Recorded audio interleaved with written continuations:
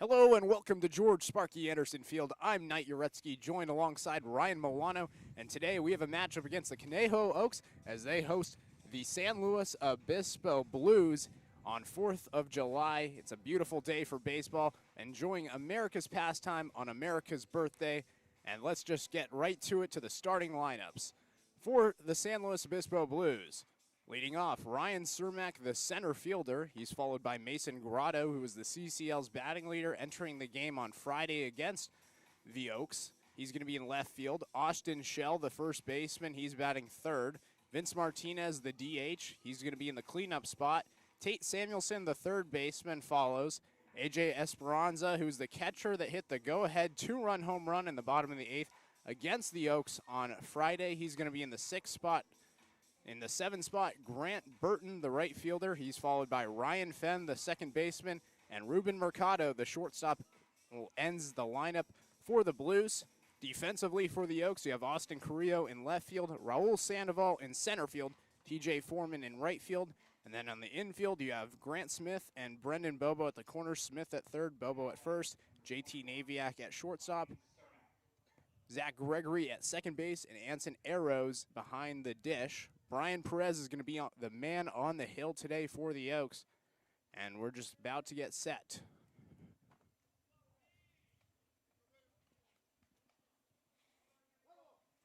Perez, normally a reliever, he's getting his first start of the season as the first pitch to Cermak misses. It's 1-0, first pitch outside. And right here for Brian Perez, his first start of the season is going to be key for his confidence. Right there, throws one past Arrows, the catcher, on his first pitch. How does he answer back? Second pitch from Perez inside, 2-0. The Oaks, they're coming off of a 5-3 victory yesterday against the Ventura County Pirates. As the windup, the pitch from Perez, that one check swung, did not go. So three straight balls from Perez, and it's a 3-0 count to Cermak. And immediately a tighter zone from the home plate umpire than what we saw yesterday. The 3-0, that one runs outside, and Cermak, a four-pitch walk to start. Yesterday we saw a zone where that pitch that was the third pitch of the at-bat to Cermak probably would have been called to strike low and outside on that part of the plate. Today's home plate umpire has a tighter zone as we saw Perez go outside and inside. A little too far on the outside part, a little too far on the inside part of the plate. So a smaller strike zone immediately to start here. First pitch is in there to Mason Grotto for a strike. 0-1 the count to Grotto. So Cermak, four-pitch walk. He's on first. Nobody out. And Grotto, the left fielder, who struck out a couple of times against the Oaks on Friday, he stands in. The runner goes. Perez does not throw. The throw over to second from Arrows gets over Gregory, and heading to third is Cermak. And now the leadoff man with a walk is at the third on a stolen base and a pass ball after the throw over Gregory's head. And right there was a great jump by Cermak. He actually ran before Perez picked up his leg. Brian Perez, instead of stepping off of the hill, went to the plate, and the throw from Arrows had no shot to get there, and the throw was off target to allow the runner to advance an extra bag. The 1-1 pitch misses outside. Count now 2-1, runner on third. Mason Grotto, the left fielder out of Fresno State. This season batting .421. It's ridiculous.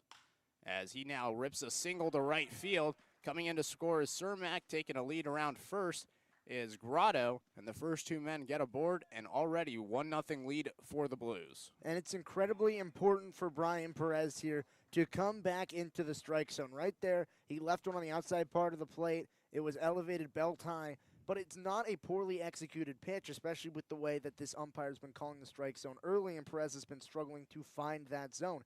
2-1, a fastball on that outside part of the plate. It was a good piece of hitting by Grotto to shoot it the other way. He's shown that all season long. But Perez, despite giving up two base runners and an early run, can't be scared of the moment. First pitch to Austin Shell misses away. It's 1-0. Shell showed bunt, then pulled back as he stands in. Shell, the hottest hitter on this team in conference play, batting .393 in conference play, .391 overall. As Perez fires back to first, Grotto in there safely. 1-0 the count, still to Shell. Grotto on first after the single. So far, 1 run and 1 hit have come in the inning for the Blues. The 1-0 from Perez, that one runs outside, gets past Arrows, and heading to second is Grotto, so now a man in scoring position. Still nobody out for the Blues. Right there, a wild pitch from Perez. He just pulled it a little too hard, kept it in his hand too long, an overthrow, and it went well outside of Perez. So now Grotto on second, after Cermak walked, then stole second, headed to third on a wild throw from Arrows over the head of Gregory. And now here with the runner on second. Swing and a miss from Shell. Count now 2-1 to Austin Shell. And Shell this season does have 2 home runs on the year, has 5 doubles and 27 hits. Has 16 RBIs as well. That was a chance for another RBI here. Swing and a miss from Shell again. Count now even 2-2. And now Perez, he has 2 strikes on the hitter, the first time that he's had 2 strikes at any point today. Shell has been swinging at pitches right here for Perez. An off-speed pitch trying to induce a swing would be my move if I were on the hill. And Austin Shell last night against the Saints in that 5-4 victory for the Blues. He was 3 for 3 with a double and an RBI. Did also have 2 walks. The 2-2, swing and foul. One heads to the backstop. See the on-deck man, Vince Martinez, picks up the ball and takes it back to the dugout with him. We'll do the 2-2 again. 6th pitch of the at-bat coming up.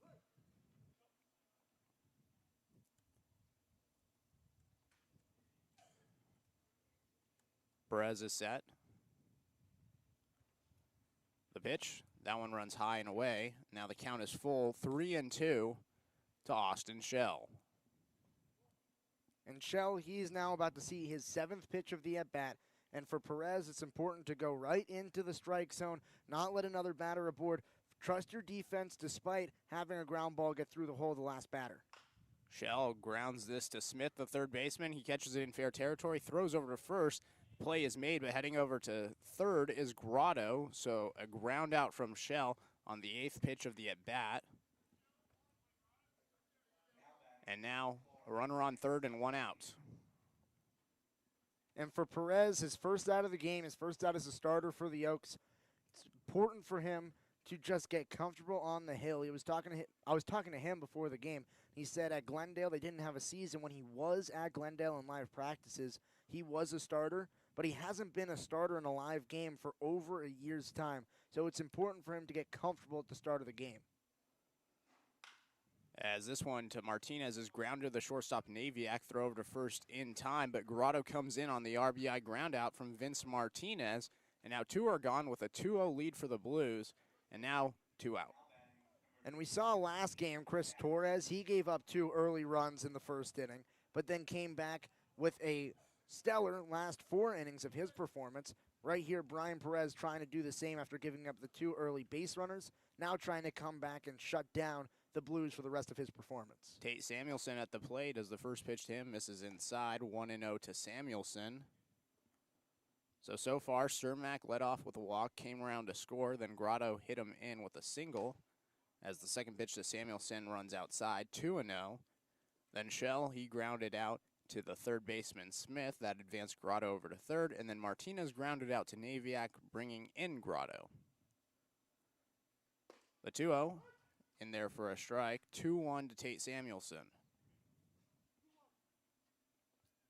Samuelson this season batting .304. The 2-1, that one runs outside, 3-1 to Samuelson. And Samuelson, originally from Cal Poly San Luis Obispo, playing for the Blues. The 3-1, this one's a liner to left, gets in between Smith and Naviak and the left side of the infield. And Samuelson's on with a single, the second single of the inning for the Blues. And for Perez, he let the leadoff man on. He then stole second, advanced to third. He's been in a jam since the start of the inning. Right here, he now sees another man on first base. It's important for him to not focus on that batter, especially with 2 outs. Focus on the batter at hand. It's A.J. Esperanza, someone who's had success against the Oaks in their time that they've played together. Focus on the batter. First pitch to A.J. Esperanza. This one's roped to right. Heading over to second is Samuelson. He'll stop there. Foreman throws in the ball.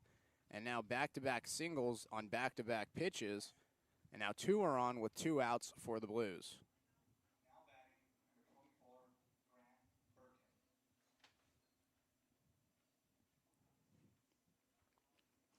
So far in the inning, 3 hits and 2 runs for the Blues.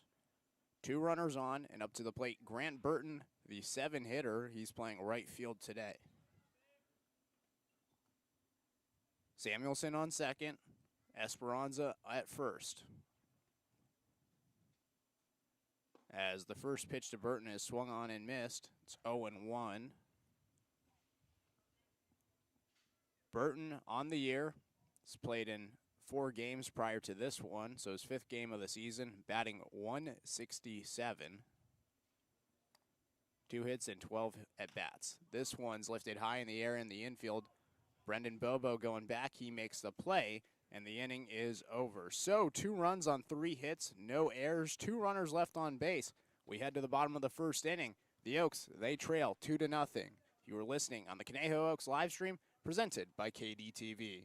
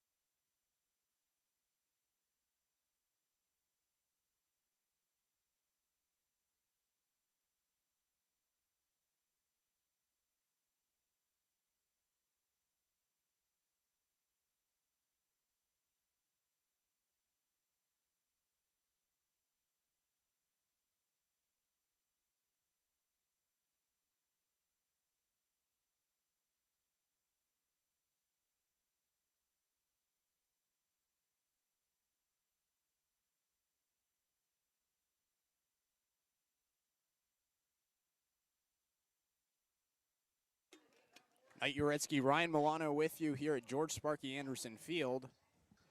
And the Oaks, they're set to bat after giving up 2 runs in the top of the first. Michael Gutierrez, the pitcher on the mound for the San Luis Obispo Blues. He's a southpaw, and he's set to face off against these Oaks lineup. Burford, Gregory, Grant Smith to lead it off for the Oaks. First pitch to Burford, swung on and missed. It's now 0-1 to Reagan Burford. Gutierrez, the man on the mound for the Blues, the lefty. As the 0-1 is in there for a strike. 0-2 to Reagan Burford. And very quickly we see Gutierrez pounding the strike zone early. Gutierrez, this is his first appearance of the year, 4th appearance of the year. As the pitch is outside, 2-1. This year, he's 1-0 with a 4 ERA in 3 games. He started all 3 games, has gone 2 1/3, 2 innings, and 4 2/3. That 4 2/3 gave up 2 runs in that outing. That was against Humboldt, as he strikes out Reagan Burford on the 4th pitch of the at-bat. 1 gone for the Oaks. And right there very quickly for Gutierrez, going right into the strike zone. In 9 innings pitched, he's had 11 strikeouts on the season. That means that he has a strikeout rate of over 1 per inning. That is very effective on the mound. If you're going to strike out multiple batters an inning, it's going to be difficult for the opposing team to generate offense. And that's a big out right there. Reagan Burford is leading the Oaks in batting average, 367 in conference play. As now Zach Gregory steps up to the plate. First pitch to Gregory, misses low. 1-0. The left-hander on the hill, it doesn't really matter for the Oaks. They have a very balanced lineup. 3 lefties, 5 righties, and a switch hitter in there. So they bring all types of batters to the plate. Gregory fouls this one away. Count even 1-1. Gregory this season batting 174, but his on-base percentage is pretty good. His on-base percentage on the year is around 500. He's able to walk a lot. Third pitch to Gregory inside. 2-1 the count now to the man out of Arkansas. Gregory, he's walked 9 times on the year. That game against the Blues on Friday, he was 0 for 4, though, and had a strikeout. Gregory watches another one above the letters. It's now 3-1 to Zach Gregory. And it's an interesting decision to move Zach Gregory down to the 2 spot because his on-base percentage is incredibly high, but his batting average is a little bit lower. Typically, that's the sign of a one-hole hitter. Gregory rips this one to right field. See you later. Zach Gregory, a solo shot. And the Oaks, they cut the lead in half. It's 2-1. And I stand corrected. Zach Gregory can bring the bat whenever he wants to. The lefty-lefty matchup, it doesn't matter to Gregory. He just turned on one, went way big, and hit it into the screen, protecting the tennis courts. We know that left-handed hitters have more success at Sparky Anderson Field because of the fact that the short porch and right, as well as the wind always blowing out there. Zach Gregory taking full advantage.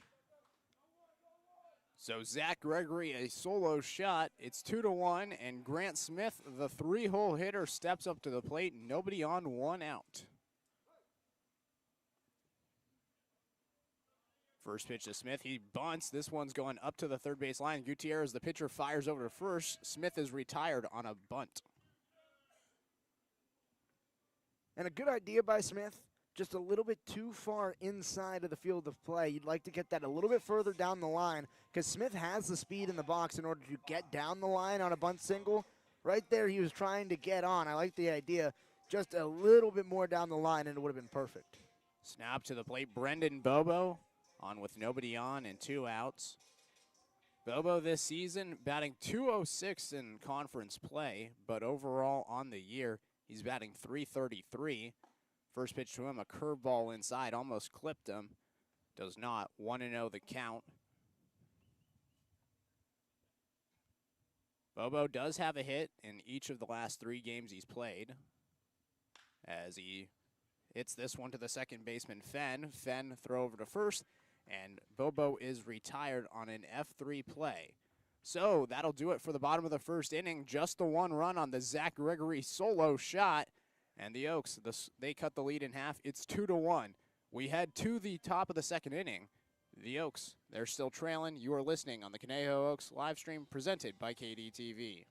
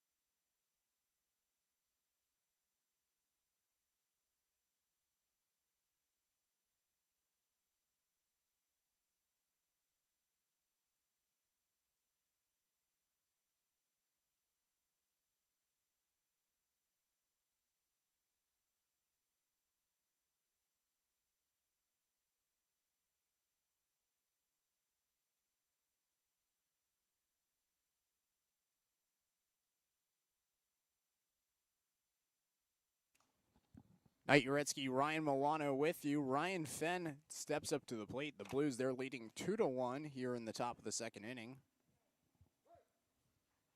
Brian Perez still on the hill as the first pitch to Fenn in there for a strike. Catches the zone, 0-1 to Fenn. In that first inning, 2 runs came in on 3 hits. 2 runners were left on for Perez, as the second one to Fenn hits him on the shoulder, and he's on to first with a hit by pitch. And in that last inning, and that first batter doesn't show a good indication of it, but in that first inning, after giving up the 2 base runners, we saw Brian Perez show a much better example of strike throwing. He got 2 strikes against Austin Shell. He continued to pummel the zone and a long at bat there. Then he threw first pitch strikes to a lot of the batters that he faced towards the end of the inning. Right there, he threw a first pitch strike to Fenn, but just brushed him too far inside. Perez finding the strike zone more after he's been more comfortable through more batters. As now Ruben Mercado is going to bunt. This one goes right back to the pitcher Perez. He throws over to first, and one is gone as Fenn heads over to second. And up to the plate, Ryan Cermak, the leadoff man. And for the Blues, with Mercado at the bottom of the order, someone who is at the bottom of the order because he hasn't had a ton of success hitting the season, just batting .250 on the year, advances the runner into scoring position and brings it to the top of the lineup. But Ryan Cermak, despite being one of the leadoff hitters, he struggled as of late to get on the board and get effective at-bats. And although Mercado's been not great overall, as this one's grounded to the shortstop Naviak. Naviak throws over to first. Cermak's retired. But going back to that point about Mercado, he's batting .350 in conference play in 6 games. So although overall in the year he's batting a low percentage, in conference play he's been the 3rd best hitter for the Blues. So now 2 are gone. Fenn's on third. Up to the plate, Mason Grotto, as the first pitch to Grotto in there for a strike. 0-1. And Grotto comes up. His last time he hit a single and came around to score. This time he hits another single up the middle, as now Fenn comes in to score. Grotto to first. Still 2 gone, and the lead now 3-1. And we've seen the Blues first pitch attacking Brian Perez ever since really the beginning of the first. The 4-hole hitter Martinez in the first pitch swinging, Esperanza first pitch swinging, and we've seen 3 batters this inning, all first pitch swinging. Mercado, Cermak, and Grotto all making contact on the first pitch they've seen. So now up to the plate, Austin Shell, runner on first, 2 outs. Perez, the pitch. This one's fouled away by Shell, 0-1. Austin Shell, originally from Irvine, California, goes to Cal State Fullerton. Saw him taking a photo with JT Naviak and Brendan Bobo of the Conejo Oaks, as they all are Cal State Fullerton Titans. It's a cool thing about summer ball. A lot of these guys for the Oaks, they get to play against some of their former teammates. As the runner goes, Arrows does not throw to second. Pitch was outside, count even, 1-1 to Shell. And I'm surprised that Arrows didn't pop up right there. We've seen Anson Arrows throughout the season be one of the most effective catchers in the entire CCL at gunning down runners. That pitch low and away, it would have been difficult, but I'm surprised that he did not throw. This one's fouled off by Shell. Perez gets ahead now, 1-2 to Austin Shell. And maybe the reason he didn't throw is that in the first inning, we saw Ryan Cermak steal a bag and was able to get there. The throw from Arrows went into the outfield, so maybe that factored into the decision to not throw down right there. Times is called as Perez steps off the mound, now steps back on. Gregory at second, covering the bag. Right-handed hitter in Shell. The 1-2. This one's lifted high in the air to left field. Carrillo going back at the track, makes the catch, and the inning is over. So, 1 run on 1 hit, 1 runner left on, no errors. We head to the bottom of the second inning. The Oaks, they trail 3-1. You're listening on the Conejo Oaks live stream, presented by KDTV.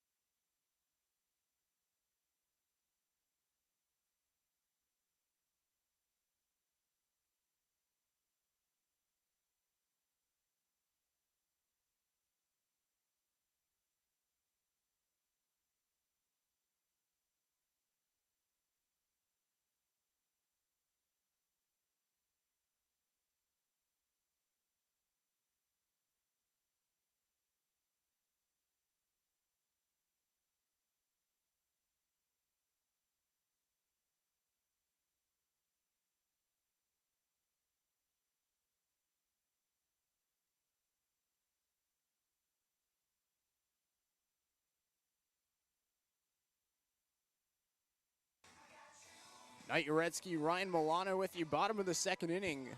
The Blues, they added a run after an RBI single from Mason Grotto in the top of the second inning. And now up to the plate, the 5-hole hitter, TJ Foreman, the right fielder. First pitch to Foreman, misses high and away. It's now 1-0 to Foreman. Seen Foreman in the leadoff spot. We've seen him in the 2-hole spot. Today, for the first time, we've seen him in the 5-hole spot. Second pitch to Foreman in there for a strike. Count even 1-1. Foreman, he's batting .277 on the year, 13 hits and 47 at-bats. All 13 of his hits have been singles. Foreman swings and fouls off a pitch that's caught by the catcher Esperanza, and now Foreman's behind 1-2.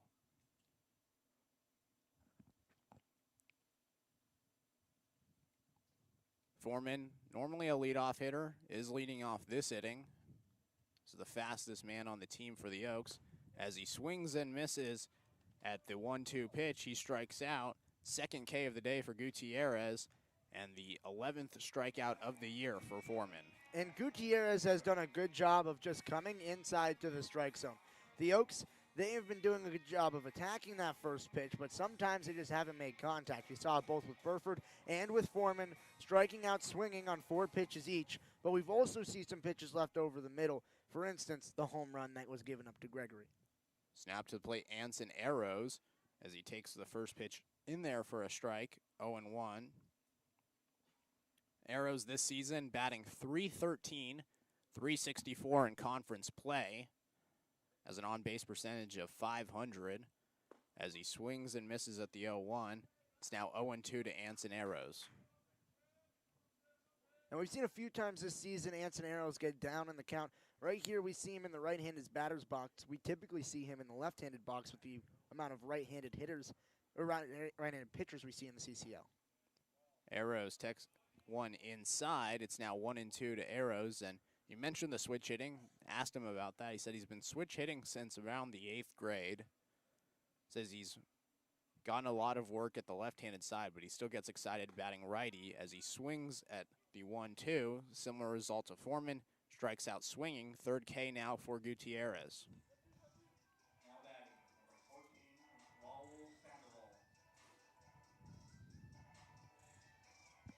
So now Raul Sandoval, the center fielder today, he's going to step up to the plate. 2 outs, nobody on, after back-to-back strikeouts from Foreman and Arrows. Gutierrez lefty. First pitch, Sandoval swings and misses, 0-1 to Sandoval. And Sandoval this season batting .118. He's just been having trouble making contact with pitches. Second pitch to Sandoval, fouled off, 0-2. Sandoval hitless in his last 4 games he's played. Last time he registered a hit, that was last Sunday against the Santa Barbara Grizzlies, also known as the Coastal Cubs. As he strikes out looking, 3 Ks in the inning right there for Gutierrez, the 4th strikeout of the day for Gutierrez, and that'll do it for the bottom of the second inning. So no runs come in after 3 straight strikeouts. We head to the top of the third. The Blues, they're leading 3-1. You're listening on the Conejo Oaks live stream presented by KDTV.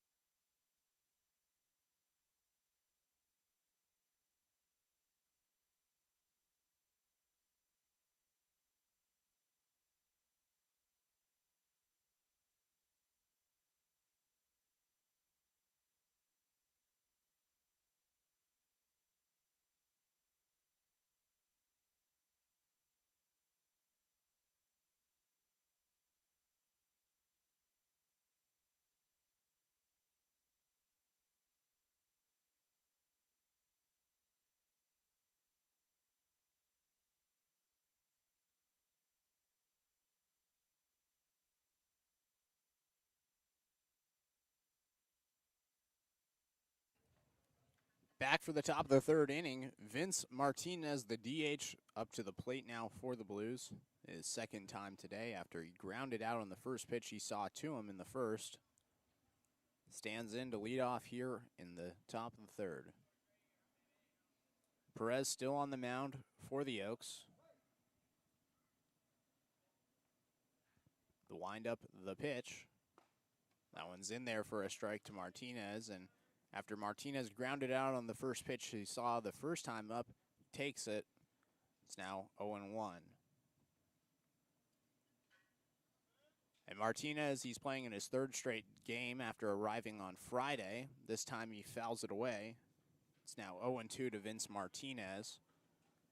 Martinez showed up on Friday after playing in the College World Series with Stanford. In that game against the Oaks, he had 2 hits, including a double and an RBI. That crucial double in the 8th inning, he tried to stretch it for a triple but was thrown out. That made the game 5-4 as he hits one high in the air, deep to left field. Carrillo going back just before the warning track in the grass, makes the catch, and now Martinez retired. 1 out, nobody on. And that's back-to-back plays that have been barreled up well by the Blues, shelled in the last inning, and Martinez to start off the third. That probably would be out in a separate ballpark, but with the wind going against them, it just hangs up for long enough for Carrillo to get underneath it and record the out. 2 hard-barreled balls from both Shell and Martinez that do not have the chance to go out. Was talking to Carrillo, he said he's only seen about 3 home runs go out that left field as the first pitch to Samuelson misses inside, 1-0. It definitely is a lefty's ballpark, with the wind always carrying that direction.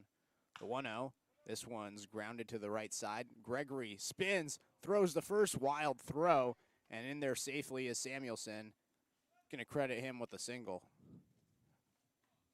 And right there, Gregory, a tough play, going down, trying to get it, and then stop his momentum and throw on to first. The way he did it was the spin. And right there, I think he had enough time, if he wanted to slow down his momentum and make the throw over to first set, but he tried to rush the play and throw with a fast runner coming down the line.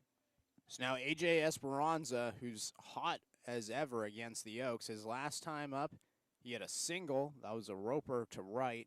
But before that, he hit that 2-run bomb to take the lead over the Oaks on Friday. First pitch to Esperanza, misses. It's now 1-0.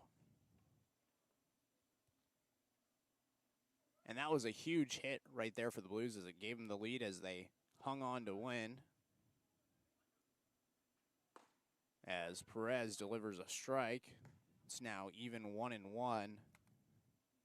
And I think even saying a huge hit is selling it a little bit short. That was probably the biggest hit of the season that we've seen in an Oaks game so far. It went against the Oaks, but it's probably the biggest hit of the entire year. Perez goes back to first. In there safely is Samuelson, and you're right.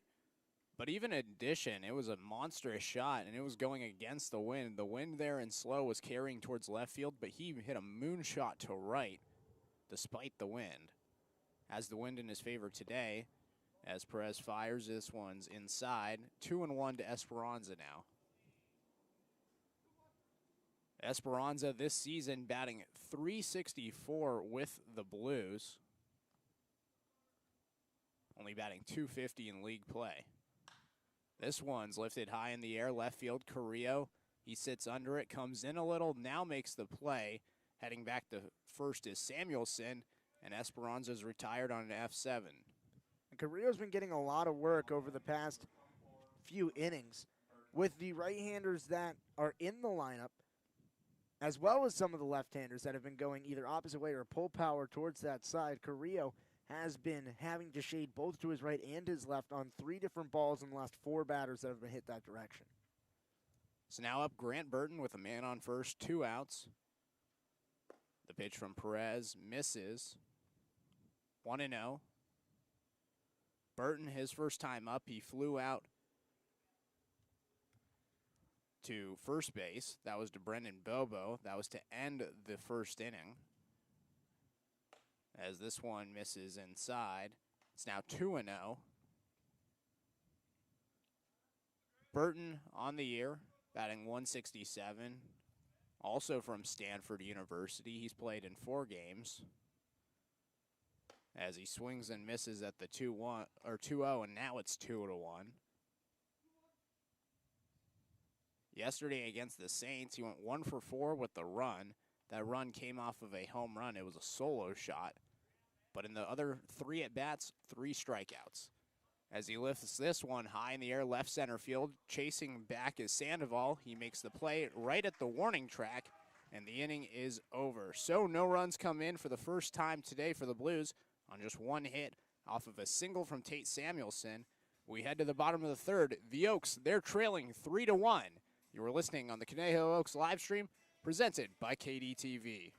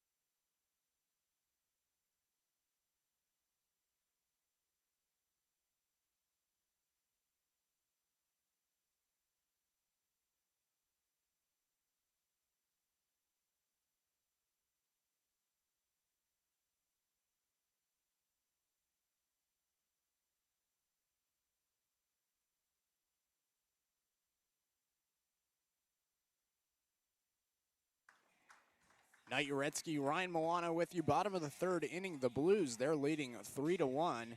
2 runs in the first and 1 run in the second for the Blues.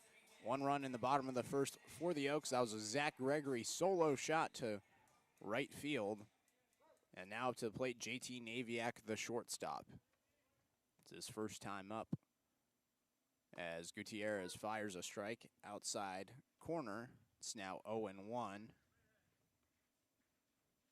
Gutierrez has just been doing an incredible job of locating his pitches. He's living on the outside part of the zone. He's getting those calls in the black. Naviak fouls off the 0-1. Count now 0-2 to Naviak. Naviak this season batting .225. Has 2 doubles and a triple with those 9 hits and 40 at-bats. The 0-2. Naviak swings and misses at a ball in the dirt. Throw over to first high, but the first baseman Shell is on the bag, and Naviak's retired. 4 straight strikeouts for Gutierrez, his 5th strikeout of the day. And the way he's been doing it is the difference in pitch selection, where he's initiating his fastball and establishing it on the outside part of the plate, and then he brings an off-speed pitch, and it looks like his fastball, and then it drops below the zone. It's inducing a lot of swings and misses. It's what we've seen the last few times with Foreman, Arrows, Sandoval, and Naviak, is that change between his fastball and his changeup that just drops right below the zone. Snap to the plate, Austin Carrillo to face Gutierrez.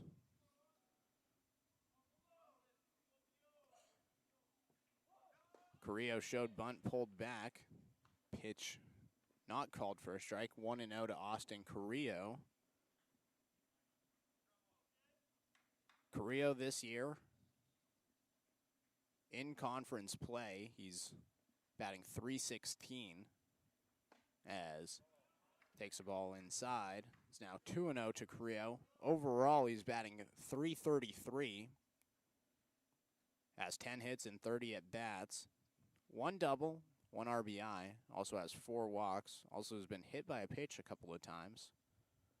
The 2-0, Carrillo grounds this one foul down the first base line. 2-1. Saw him hit by a pitch yesterday. Showed me he had a big giant welt on his right hip. That never feels good. No, and said he was running like 92, 93. Took him right in the hip area. It's all swollen and bruised. Battling like a champion. The 2-1.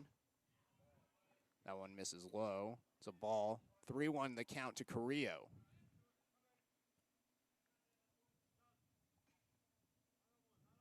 Carrillo against the Blues on Friday was 1 for 2 in that loss.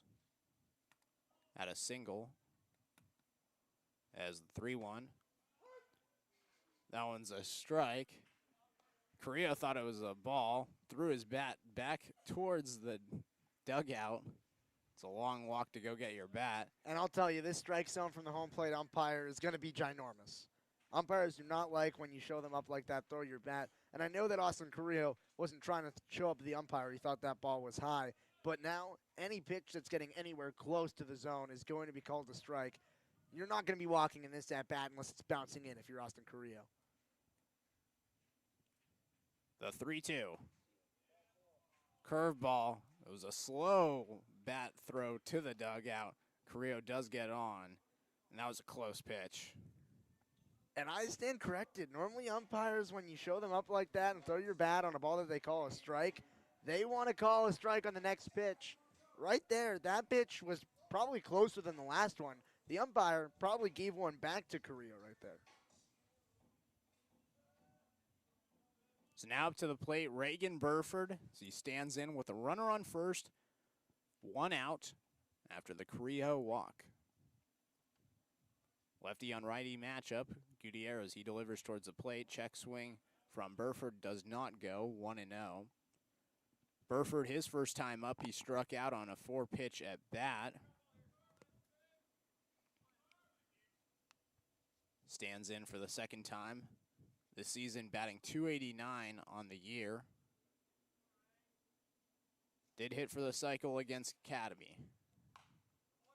Burford fouls this one away. Count even, 1-1. He started the season batting poorly. Then after that cycle, he had an incredible hot streak, and now he's sort of cooled back off. He hasn't been hitting as poorly as he did to start the season. He was .071 throughout the first 4 games of the year. But he has cooled off since his hot streak towards the middle of the season, or at least the middle of the season to this point. Runner goes. They throw over to first. Carrillo, he's going to have to get in there quickly. That time does not. Carrillo's thrown out after the pickoff attempt. He booked it to second. Shell threw it to the second baseman, Fenn, and he tagged out Carrillo. So now 2 are gone, nobody out, and Burford stands in.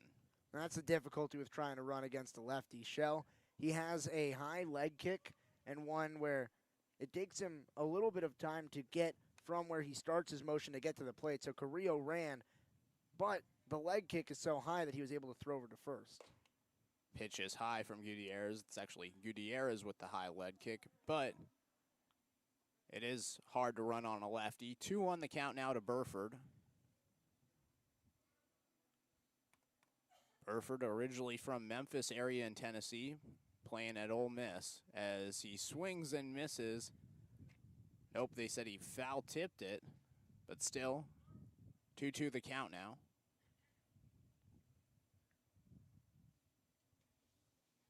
Has 4 doubles, a triple, and a home run on the year. As the 2-2 misses outside. Full count now to Reagan Burford. In that game against the Blues on Friday, Burford, he had a hit and a run. It's the 4th run to come in. As he hits this one to right field, drifting into foul territory. And it goes out of play. Chasing over there was Burton, but we'll do the 2-2 again. And Burford, he has now seen deep into this at-bat, the deepest that any Oak has been in an at-bat outside of the Carrillo walk last inning. So that was just his 6th pitch. Burford about to see his 7th, so he is going to see the most pitches from any batter. So back-to-back batters for Gutierrez, in which the Oaks have been able to dial up his pitches at least a little bit more successfully than they had at the beginning of the game, where he was mowing through them with relative ease.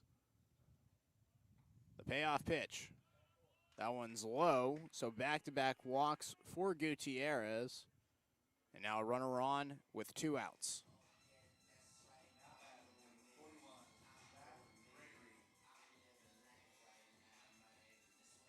And up to the plate now, Zach Gregory with a chance to hit another home run. His first time up, hit a solo shot over the right field wall. His first home run of the season with the Oaks. If he hits a home run here, the game would be tied. It's 3-1 here in the bottom of the third.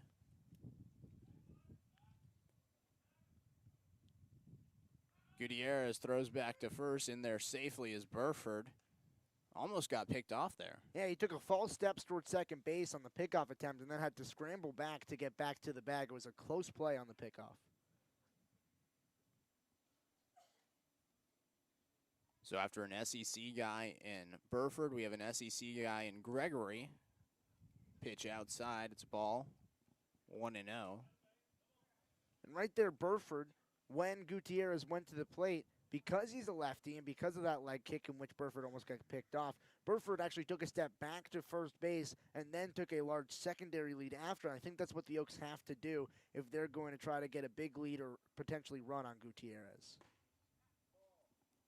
Another ball to Gregory. Now 2-0 the count with 2 outs. Gregory with that home run. It was his first of the season, his first extra base hit of the year. He has only had 4 hits on the season, but those 9 walks kind of equal a single. As the 2-0 is in there for a strike. 2-1 the count to Gregory. And that's surprising me because that was further outside than the last pitch that was called the ball. It was a little bit lower, but I thought the last pitch was about belt tie and missed off the plate, and that one was around the knees and missed. I thought missed off the plate if the last one missed, but it was called a strike. The 2-1. Gregory watches it just outside, the umpire said, and now a 3-1 count, and Gutierrez in trouble of walking his 3rd straight batter.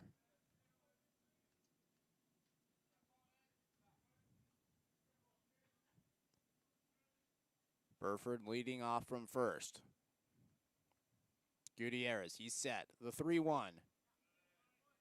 In there for a strike, and Gregory thought he was headed to first on a walk.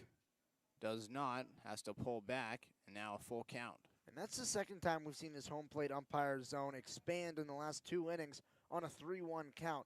That ball was just called for a ball in the last pitch, and that one was even a little bit lower. I'm surprised that the ball or the strike was called on that. Burford goes. Gregory hits this one to center field. Cermak, the center fielder, coming in. He makes the catch, and the inning is over. So no runs come in on no hits. 1 runner left on. We head to the top of the 4th inning. The Oaks, they're trailing 3-1. You're listening on the Conejo Oaks live stream presented by KDTV.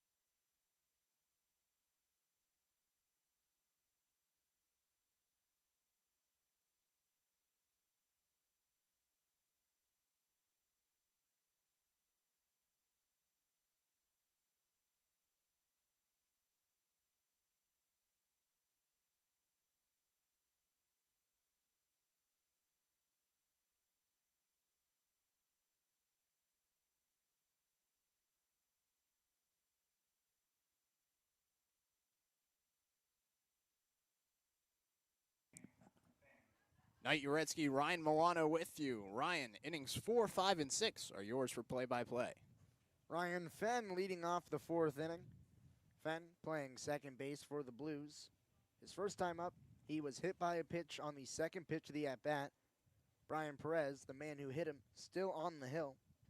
And Perez, I mentioned it in the last inning, but he's been doing a better job of strike throwing early in counts than what we saw immediately from him starting off the day. He starts off this count with a swinging foul ball, hard hit into the screen protecting the parking lot. The count 0-1.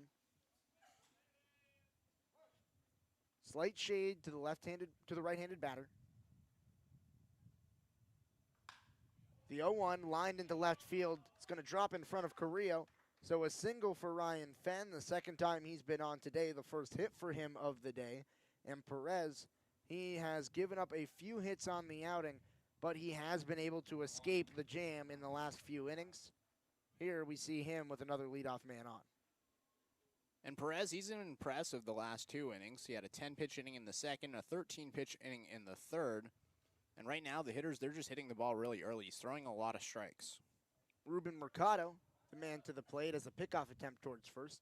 Not successful as Ryan Fenn back in time.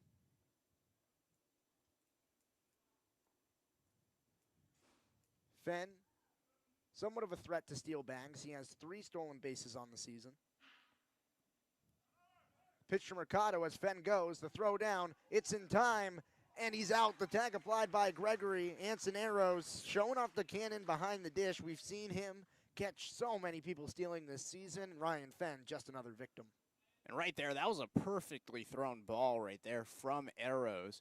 And man, that was right on a dot, right where you want it, right where the tag should be applied, right where the runner was sliding. Absolute missile. Pitch to Mercado, fouled back, out of play. The count 1-1. The last pitch on the throwdown was called a ball. Mercado, his last time up, he grounded right back to Perez on the mound. Perez threw on to first successfully. This one he grounds to third base. Smith gets it, throws to Bobo. Squeeze applied, and the out is made. So a quick 2 outs in the inning. Mercado on 3 pitches after a 2-pitch at bat to Fenn. So after the 25-pitch inning in the first, Perez has been mowing through batters. Now he will see the lineup for the 3rd time as Ryan Cermak, the leadoff hitter, comes back to the plate. Can start to see a little bit of action in the bullpen for the Oaks.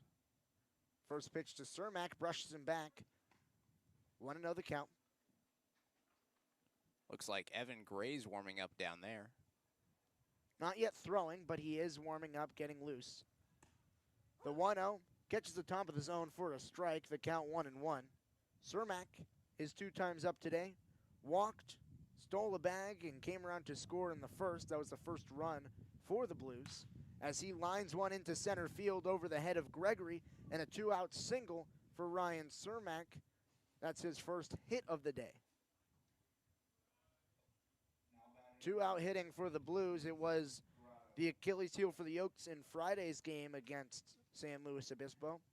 Now we see 2-out hitting in the 4th inning with the Cermak single and Mason Grotto, who's already had 2 hits on the day, both of them being singles, and the 2nd place man in the CCL, 1st place in the CCL South in terms of batting average, come to the plate. First pitch to Grotto. Catches the inside part of the plate for a strike, the count 0-1. And it's been a 2-man race at the top of the CCL South batting average standings throughout the season. Andrew Kachel of the Foresters, and we see Mason Grotto, the left fielder for the Blues.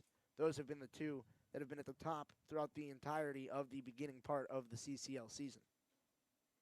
Cermak's running. A Rose does not throw down. Didn't look like he got a clean grip on that ball as he went to possibly throw it. That's why he held up.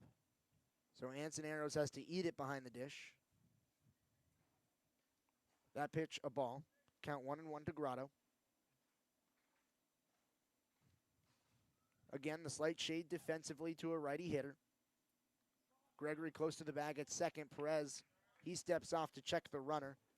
Cermak was dancing at the bag at second. Big hole opposite way between Bobo and Gregory, between first and second base. The 1-1. Grotto lines into center field. Sandoval has a beat on it, gets underneath it, and retires the inning. So 2 hits, but only 1 left on, and no runs in the inning for Perez. He gets through 4. We head to the bottom of the 4th inning. You're listening to the Conejo Oaks live stream on YouTube.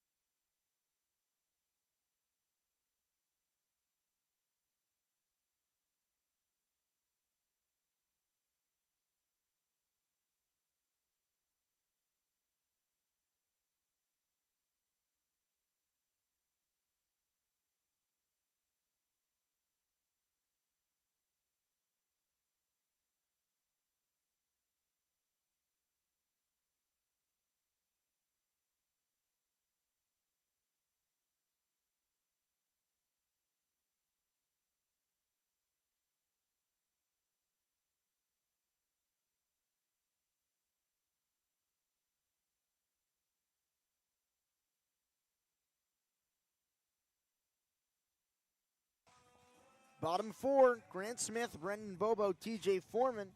They're all trying to get their first hit of the day against Michael Gutierrez, who has only let one man get aboard with a hit today. That was Zach Gregory's solo home run, the only run that the Oaks are responsible for today. Last inning, we saw two base runners via the walk. The first pitch to Grant Smith, in there for a strike, catches the high and inside part of the plate. At the letters, over the dish. So Smith behind in the count, 0-1. His last time up, grounded right back to the pitcher. Off-speed pitch off the plate. 1-1 the count. And it looked like Gutierrez's changeup on that last pitch. It's the 1-1. Another breaking ball. This one in there for a strike. The count 1-2. The outfield shaded slightly to the right. Infield playing straight up defense. A big hole up the middle defensively in the infield and in left center in the outfield as Smith watches the ball bounce in. 2-2 the count. Gutierrez mowed through the Oaks in the first two innings. 12 pitches in the first, 11 pitches in the second, but a 22-pitch inning last inning. Now the fifth pitch to Smith, lined hard, but outside of the chalk down the left field line. Foul ball. And right there, Smith, he was just really early on that one. Just got a little bit too far in front of it as he lifted it right down the left field side. So 2-2 is going to be done again. The sixth pitch of the at-bat to Smith, swung on and missed. Another strikeout for Gutierrez. That's his sixth of the day. And Gutierrez, he's just doing a good job striking out everybody. Everybody on this Oaks team has struck out except for Zach Gregory and Austin Carrillo. And Carrillo, he's only had one plate appearance. Well, Bobo has not struck out Bobo either. too, yes. That's right. But pretty much everyone else, I mean, get 6 strikeouts, that's pretty good. It's pretty solid. Brendan Bobo trying not to become another victim of Gutierrez as he jam shot into center field. Coming in, diving, not making the play is Bobo headed to second base. Backing up the play is Burton. Cermak was that center fielder who could not make the dive. So that is going to be credited as a double for Brendan Bobo. The jam shot, he was able to muscle it back into center field.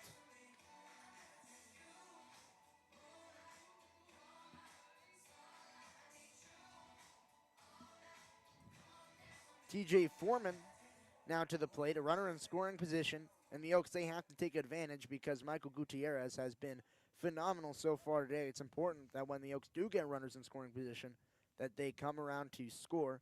Foreman trying to advance Bobo from that second base bag. Hardline drive back to shortstop. It's caught by Mercado, and a quick one-pitch at bat to retire the second out of the inning.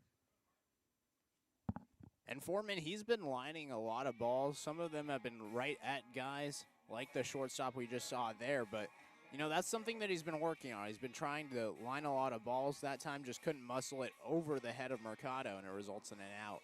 Anson Arrows struck out last time up in 4 pitches. Still batting in the right-handed box. He said today that he was seeing the ball well from the right side. But he also says he sees the ball better in batting practice from the right side because the screen is not protecting that right side as he swings and misses. The count 0-1. Because in the left-handed batter's box, you're looking right into the screen. It's harder to get a visual. From the right-handed batter's box, you have a better visual of the arm from the man throwing batting practice. So he says that when I asked him if he sees better from which side of the plate, he says, in batting practice I see better righty. But that's just because of the batting practice nature as he looks at a pitch elevated. Count is 1-1. Bobo on second. The man holding him on is Fenn. That is the second baseman. Arrows looks at an off-speed pitch. Elevated. 2-1 the count. Gutierrez has been successful in throwing strikes so far today, but in the last 2 innings, he's thrown a lot less strikes than what we've seen from the first 2. 2 walks last inning and a full count we saw in the third. Now the 2-1. Arrows lined into left field. Grotto lets it drop. Bobo's coming around. The throw cut off and not in time. An RBI single for Anson Arrows as the Oaks cut the lead in half. It's now 3-2. And right there, it was an excellent batting for Arrows. Had a 2-1 count before ripping that single. And, you know, that's exactly what you needed. You didn't need power. You just needed a base hit to any of the outfielders, and that could possibly score Bobo. It does score Bobo, and it makes the lead 3-2. You're still in this game, and, you know, now you have the tying run on first base.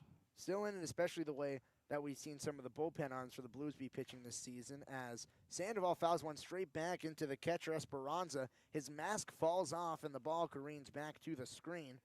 It all results in a strike, so the count is 0-1. And for the Blues this season, their starting pitching has been phenomenal. We saw it firsthand when we were in San Luis Obispo 2 days ago, where we saw Kyle Wish, their pitcher, have a phenomenal outing, but their bullpen was where they gave up all the runs, and that's been a theme for the Blues throughout the entirety of the season. Pickoff attempt to Arrows at first. He's back in safely. Yesterday, the Blues, they had a 4-0 lead early, but the game got tied up at 4-4 after the bullpen gave up 4 runs in that game as well. The Blues, they ended up winning that game 5-4. Runner on first, 2 out. Sandoval bounces one back into the screen again. The count 0-2. Sandoval went down 0-2 his last time up, where he struck out looking on 3 consecutive pitches. Trying not to have the same fate here as the first 2 pitches he sees, he makes contact with, but does not put him in play. And Sandoval, he struck out his first time here. Just got to battle a little bit more. The 0-2. Swing, liner to Fenn. It's on the ground. Fenn over to first in time, and the inning is retired, but not after the Oaks score 1 run on 2 hits, no errors, and Anson Arrows left on first base. The Oaks cut the lead in half. To the top of the 5th we go, but not before a word from the CCL Showcase game. Attention, California Collegiate League fans. Watch the 2021 CCL Showcase game presented by ABDG. Wednesday, July 14th at 7 p.m. Pacific Standard Time on Bally Sports TV. The CCL's top players will showcase their talents at the MLB Academy in Compton, California. Pre-game workouts begin at 4 p.m. Tickets will be available at the gate, so if you want to show up and support players, you will be able to get tickets. For more information, visit calsummerball.com and be sure to follow the action on social media using the hashtag CCLBaseball.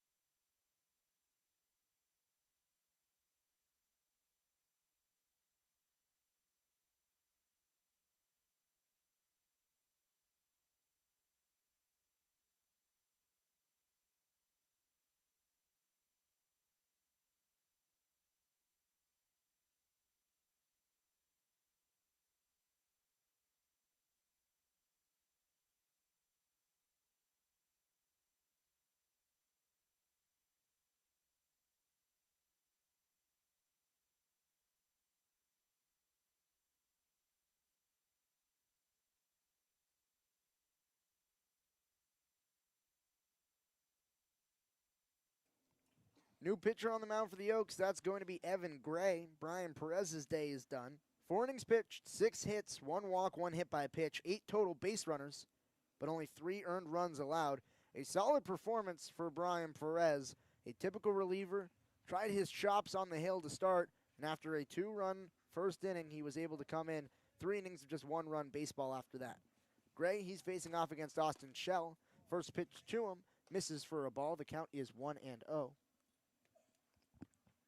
And Perez, he really dialed in for those final 3 innings. Only had 10 pitches in the second, 13 in the... As this pitch fouled off by Shell. 13 in the third and 11 in the fourth. So, I mean, besides that first inning of 25 pitches, he was pretty solid. I mean, I liked what I saw from him. I thought it was a successful day for Brian Perez as the 1-1. Shell looks at it in the dirt. The count 2-1. Evan Gray out of Arkansas, someone who has been a trusted arm in the relief staff for the Oaks. On the season, he has a .450 ERA and 2 innings pitched. This one hammered into left center field. Sandoval and Carrillo going back. It's going to hang up in the air, and Sandoval underneath it. So Shell barreled it up, but into the wind, so it stays inside the park, and the first out for Evan Gray is recorded. And right there, that one was lifted to left field, but the way the wind is blowing right now, the flag is blowing dead to right field, and you could see the ball drift towards that center field spot in Sandoval. And initially, you'd think maybe Carrillo had a better play on it, but because of the wind, Sandoval able to field it easier. Evan Gray in his last outing, that was against the Academy Barons on Tuesday. 1 earned run in 1 inning pitched. Swing and a miss for Vince Martinez, the first pitch to him in his 3rd at-bat of the day. Evan Gray in the 2 CCL games that he's played, 1 was against the Saints, 1 against the Barons. He's only given up 1 hit, but he did have struggle finding the zone last time with 4 walks. As Martinez looks at a pitch in the dirt, the count 1-1. And he was talking to me about that performance against Academy, and he just said that he was just thinking too much. He just needs to settle back into his game and just throw. Said he was getting longer stretches. The 1-1 bounce to Naviak at short. Fields it cleanly, throws to first in time to get him. So a quick 2 outs for the inning for Evan Gray. Just 7 pitches and 2 retired. Now batting, number 3, Tate Samuelson. And that's going to bring up Tate Samuelson. Samuelson has had success today. He's had 2 hits in the first and the third, both of them being singles against Brian Perez. First pitch to Samuelson. In there for a strike, the count 0-1. That one on the inside part of the plate, about belt high. The 0-1 swung on and missed. Gray dialed it in down below the zone, induced a swing, and the count is 0-2. So now Evan Gray has everything at his disposal. The 0-2 fouled off into the helmet of Arrows. And the count is still 0-2. I was talking with Evan Gray before that game against Academy, and he said that when he's up 0-2, he has everything at his disposal, and he has a multitude of pitches. He has a slider, a hard slider, which looks like a slider but with less movement, fastball and changeup. Here he comes with a fastball up and in, brushes back Samuelson. The count 1-2, and I wonder if that pitch is to set up the next pitch if he's going to go off speed away. The 1-2, off speed in the dirt, swing and a miss. Arrows dropped it. Samuelson didn't see that he dropped it, so was walking back to the dugout. Arrows applies the tag, and a 1-2-3 inning for Evan Gray, ending with a strikeout. We head to the bottom of the 5th inning. You're listening to the Oaks live stream on YouTube, presented by KDTV.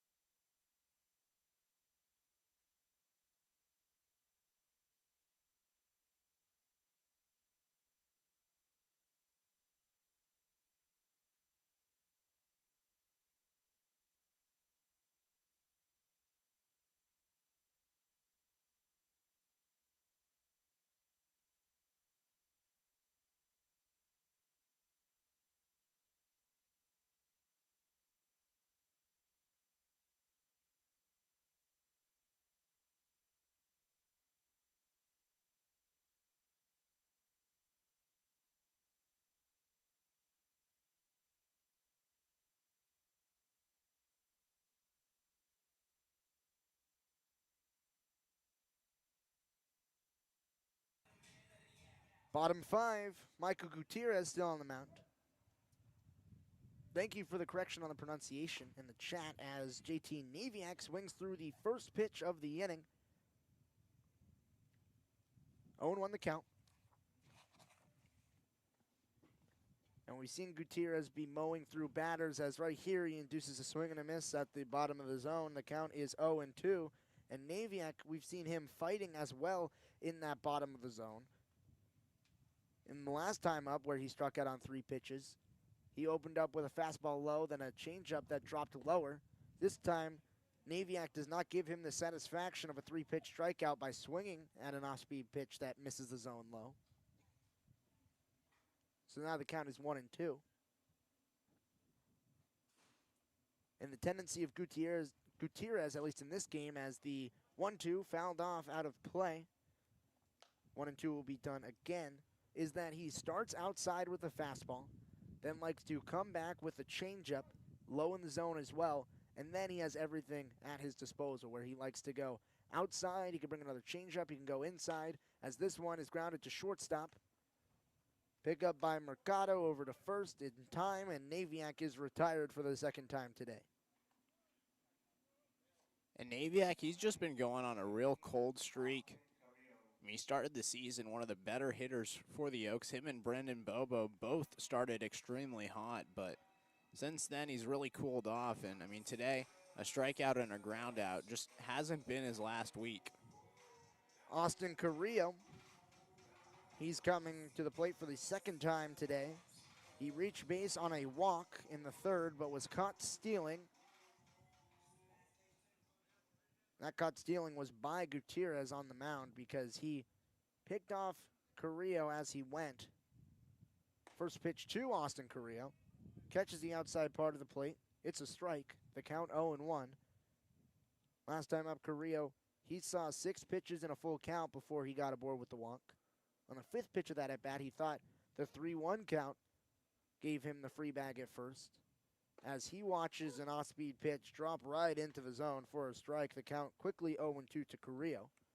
In that last at-bat, he threw his bat towards the dugout but was rung up for a strike, had to stand in for another pitch, and then was able to walk to first after the base on balls. The 0-2, off-speed, at the eyes, the count 1-2. And Carrillo, you don't see him get into many 0-2 counts. A lot of it has to do with his plate discipline.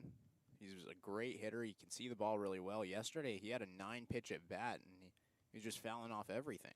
The 1-2, Carrillo lined to first base. It looked hard hit off the bat, but it was a jam shot that shell was right underneath to retire Austin Carrillo. So, 2 outs in the inning quickly on just 9 pitches. So Michael Gutierrez now will see the Oaks order for the 3rd time. Reagan Burford, he is the 2-out hitter here in the 5th inning. He was on with 2 outs in the 3rd. He ended up walking to get aboard. Was not able to be advanced past first. So he watches a pitch in at the knees for a strike. The count 0-1. And in the 1st, he struck out on 4 pitches. The defensive alignment for the Blues did not change between the right-handed and left-handed batter. Burford fouls one out of play over towards the swimming pool. Swimming pool, it's probably closed for 4th of July because normally we see a ton of people who are swimming out there, but you'd think the 4th of July would be the highest volume day for swimming. Just saw 2 kids book it out there to get the foul ball. The 0-2 misses away, the count 1-2. So 2 kids racing for the foul ball. Chris Torres is going to have to go retrieve that from them. I'm not sure the kids will like that. No, I mean, if I was a kid and I got a foul ball, I'd be pretty mad to give it up. The 1-2, broken bat to shortstop, bounces up, play not made by Mercado. Tough hop, and Reagan Burford, the cost of the bat equals a single. So 2 out hitting for the Oaks to get a runner on first. And you know he's going to be sad about that one. Yeah, you can see him clap his hands and say, man, because he loves that bat right there. And for him to break it, that's just tough. And that's the signature bat, probably the entire team. It's the most iconic. The red bat on the barrel with the gray handle, gray silver handle. You know, I feel a little bit broken up about the bat. I'm a little sad too, man. Oh, it's heartbreaking. Zach Gregory trying to capitalize on the 2-out hit by Reagan Burford. Pick off back to first. Burford back in safely. We saw a little hitch at the top of the motion from Michael Gutierrez where he thought about going home and then went back to first. He's got to be careful about that because sometimes if you overcommit to home and then go back to first base, it could be called a balk. First pitch into Gregory. Swing, hard line drive. Tries to take out Cody Raymer at first. He ducks out of the way. That's the first base coach for the Oaks. Count 0-1. That was a screamer off the bat from Gregory, and we've seen a few screamers from him today, particularly in the first inning where he had a solo home run to get the Oaks started on the scoring department. He then flew out to center field in the third. Shell holding Burford on at first. Pickoff back to first. Burford dives back in safely. We've seen Burford and Gutierrez show a lot more attention when Burford is at first base. We saw last inning Burford almost get picked off, or at least last time he was on in the third. Now we've seen Burford be tried to pick off twice already here. Gutierrez checks the runner. Focus back on Gregory, now back to the runner and throws back to the bag at first. So we've only seen one pitch. We've seen 3 picks. It's still an 0-1 count to Gregory. Big gap in left center field. Infield playing straight up defense. Gutierrez looks at Burford and now goes to the dish. Off-speed pitch, misses away. The count 1-1 to Zach Gregory. Gregory. He has been someone that, we've talked about it a lot, just been able to get on base. He leads the Oaks in on-base percentage. He's among the top 20 in the CCL in terms of on-base percentage. That includes the North and the South. He thinks about swinging. He does not. Rightfully so, as this pitch misses low, so the count is 2-1.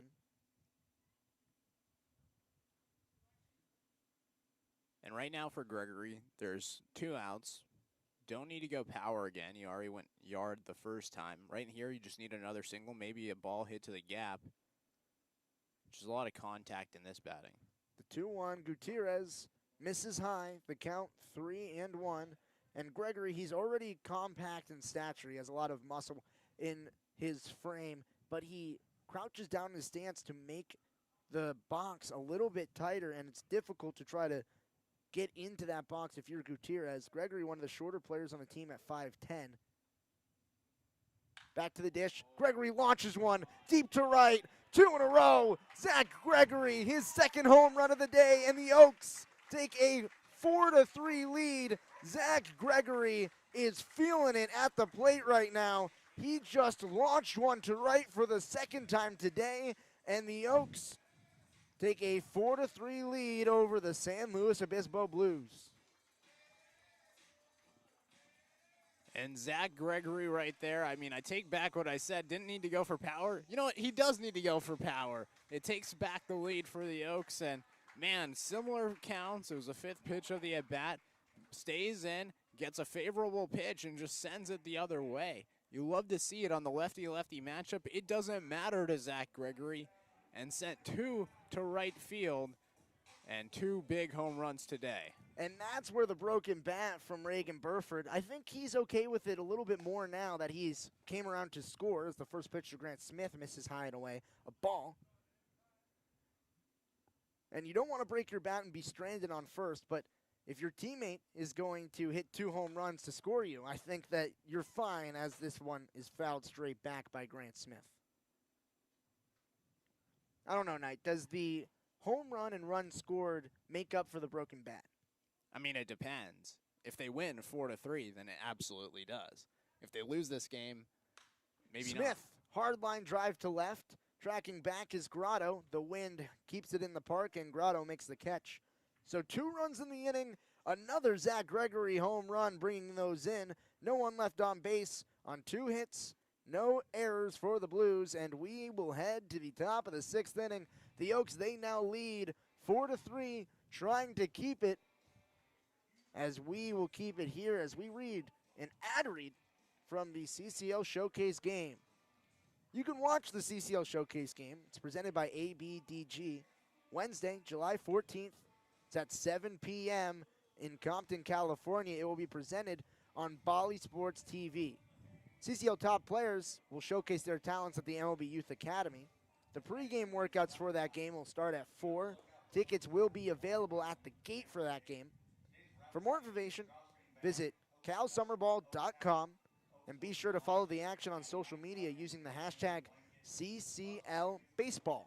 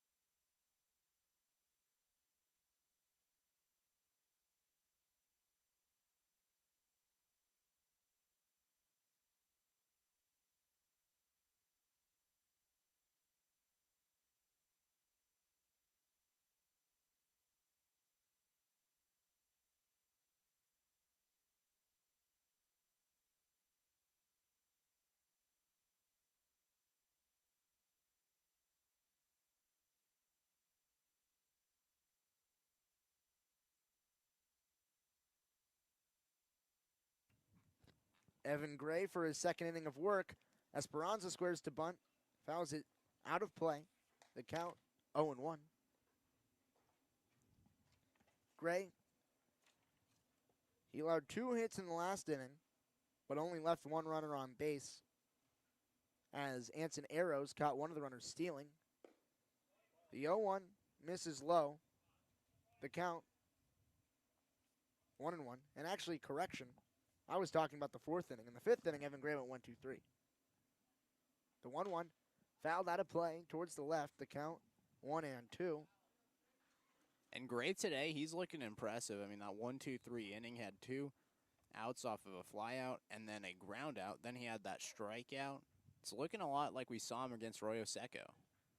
This pitch fouled off again, so 1-2 will be done again to A.J. Esperanza. Evan Gray right there came with an off-speed pitch. It looked like a curveball that was just on the outside part of the plate. Esperanza able to slap it towards the Oaks dugout. The 1-2, cut on, bounced high to second base. Gregory throws to first, and the play is made, so a quick first out for Evan Gray in the inning on just 5 pitches. Graham Burton, now the man at the dish. He's trying to get aboard for his first time today. And right there, that was a great read from Gregory, the second baseman. It was a high chopper, fielded it right off of the second bounce. It's a quick play to first, and it results in an out. First pitch to Burton, fouled high and out of play. The count 0-1. And Burton, in his 2 times up, he has 2 flyouts. He flew out to Bobo at first base in the 1st inning. That was to end the inning, and he also ended the 3rd inning with a flyout to dead center. He thinks about the 0-1, does not offer. The count is 1-1, as this pitch missed low and away. We normally see a lot of fans out in center field with their trucks backed up. Now we only see 1 truck on the 4th of July. As the 1-1 catches the outside part of the plate for a strike. Gray ahead 1-2. He's been ahead in pretty much every count that he's seen so far. He was up 1-2 in his last at-bat, 1-2 when he struck out Samuelson to end the last inning, up 1-2 again. This one fouled off out of play. So Burton stays alive. You don't see as many children running towards that one because I don't think that they are as confident or as energized because they're going to just have to give the ball back.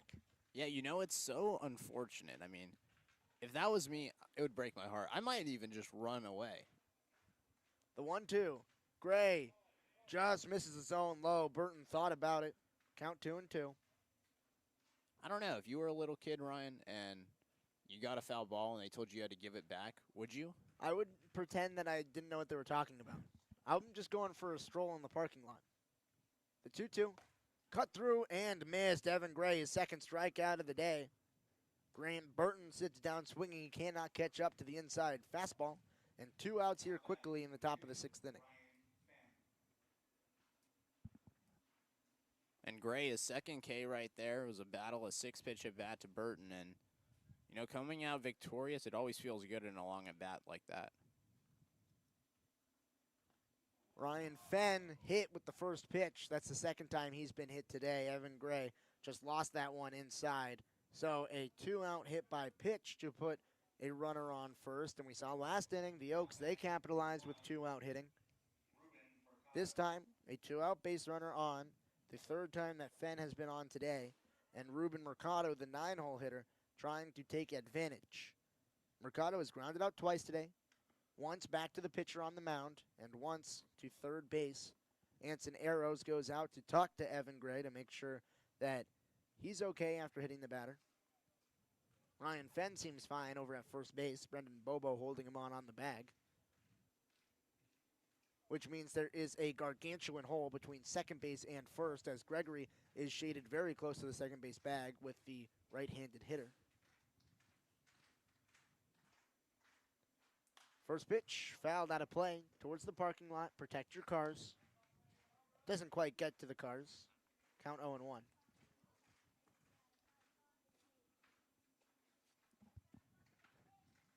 Outfield playing straight up as they typically do to the right-handed batter with the wind blowing out to left. 2 outs in the inning. Ryan Fenn on first. Ruben Mercado in the box.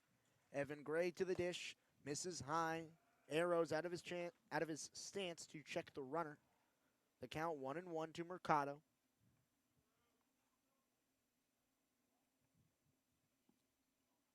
And right here with Gray, don't really need to worry about Fenn on first.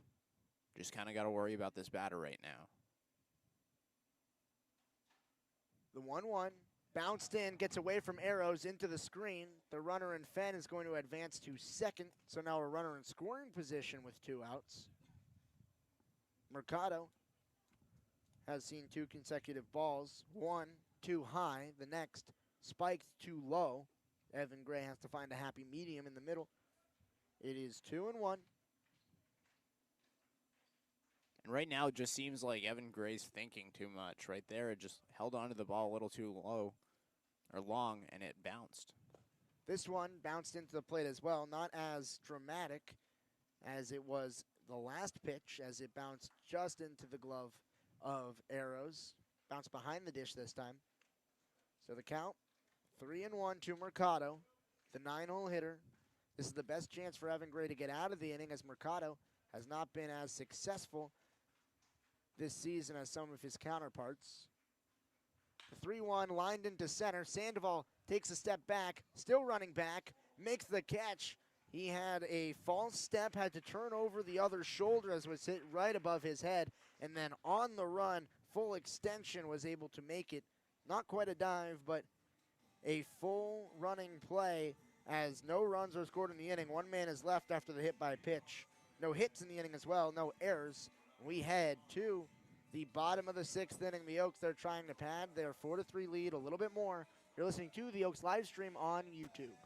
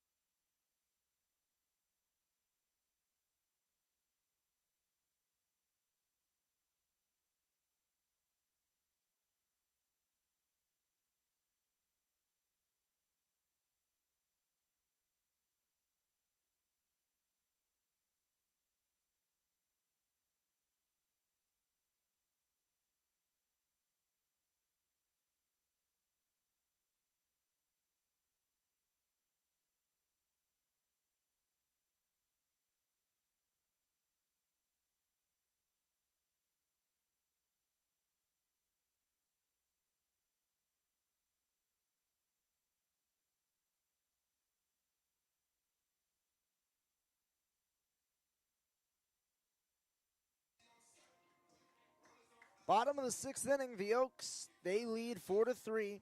New pitcher on the hill, it's going to be John Kelly. He's coming in relief of Michael Gutierrez.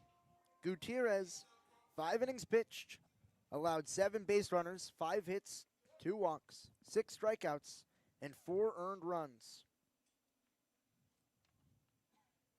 Brendan Bobo leading off this at-bat. First pitch to him, swung on, missed. The count, 0-1 to Brendan Bobo. Last time up, a jam shot into center. The play was not able to be made by the center fielder, Ryan Cermak. He was diving in. The 0-1 misses, the count 1-1. So Bobo was able to advance to second. He also was able to come around to score after Anson Arrows came up clutch with a 2-out single. Bobo watches a pitch low. The count 2-1. The Oaks, they took the lead last inning. Zach Gregory, his second home run of the day.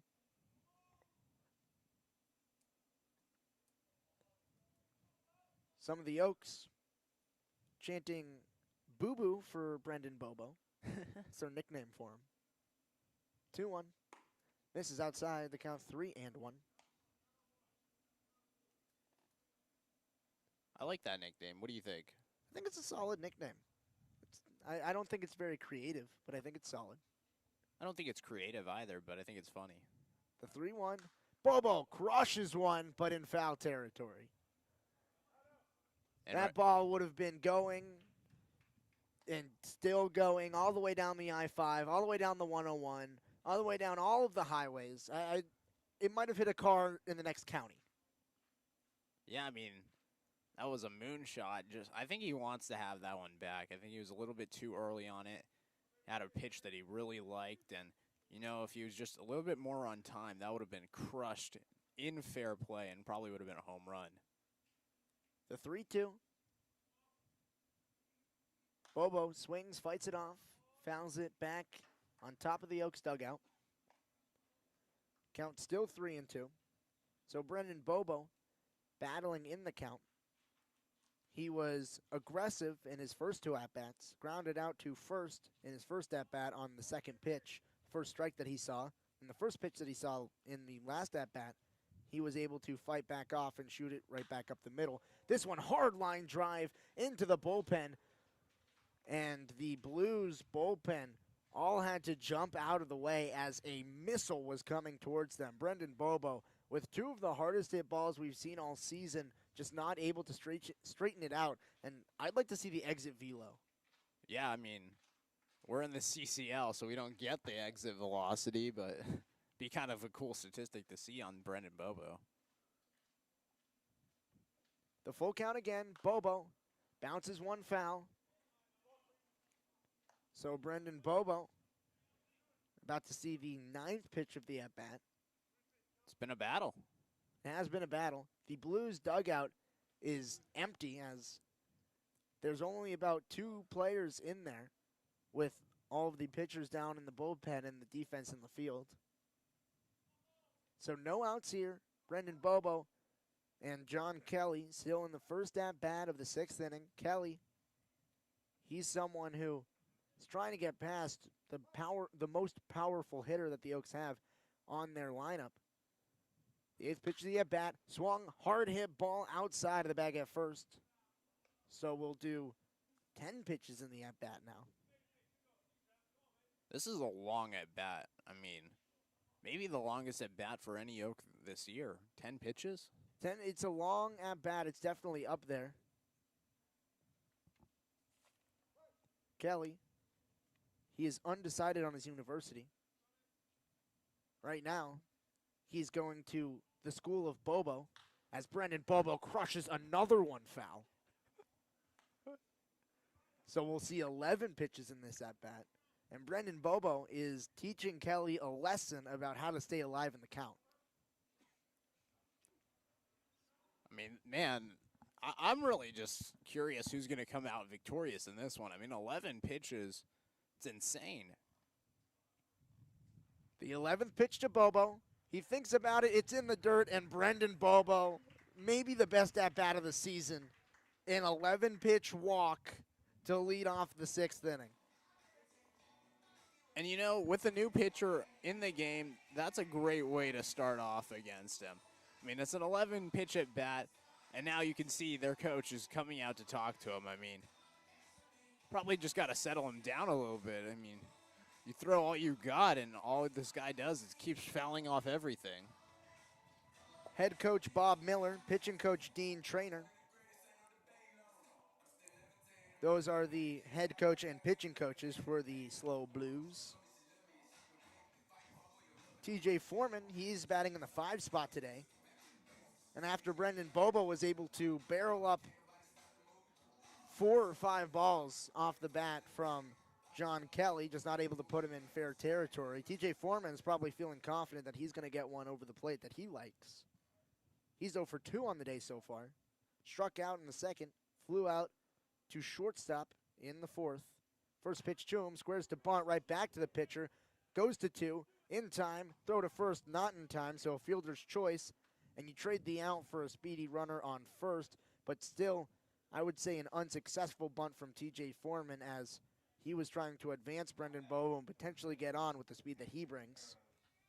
Yeah, that just wasn't a great bunt right there from Foreman. I know he's fearing a little bit of bunting. He broke his hand one time bunting a ball. And since then, he said that ever since that moment, he's had a little bit of a fear. Still lays down the bunt, though, but it wasn't the perfect bunt that he was hoping for as it went right back to the pitcher. And so Brendan Bobo, after 11 pitches, only gets to see 1 on the base pass before he has to go back to the dugout. And I'm not sure if Brendan Bobo is too happy about that. He just did all this work to get on base and then is out in a fielder's choice. Looks like the umpires are having a discussion right now. The umpires are having a discussion. I'm not exactly sure what the discussion is about. There was no play at first. Foreman beat it easily. Maybe it's about... The slide from Bobo, maybe? Yeah, potentially interference on the turning 2. I didn't see the slide. So, I'm not sure how egregious the slide was. Go to the YouTube. Try to watch it back. Watch Yeah. it back in the highlights. Let's look. The umpires, they don't decide anything, so they deem the slide was not interference. So 1 out for Anson Arrows, who last time up, an RBI single. That drove in Brendan Bobo. TJ Foreman at first. I was talking to TJ before the game, and he said he, in the last game against the Blues, stole 3 bags. He's going for 4 bags today. He's going on the first pitch. Arrows fouls it back. The count 0-1. The pitch center cut. Arrows liked it. Foreman now has to trot back. The Blues, they now know that he's going. I'm not sure that's going to matter. TJ Foreman has been deemed the fastest player on the team. We were talking about it yesterday about who would win in a race. Both Austin Carrillo and Hunter Call, when I talked to them, said that TJ probably has them beat. You know, I don't know. I was talking to Austin. As TJ slides back in as Kelly steps off the hill. I was talking to Austin. He was like, you know, maybe I would have a pretty good chance because I am pretty quick around the bases. Said he could get around from first to home in about 12 seconds. The 0-1 bounces in. Foreman's running. The throw down, not in time, and TJ Foreman steals second, and he did not even get a good jump on that.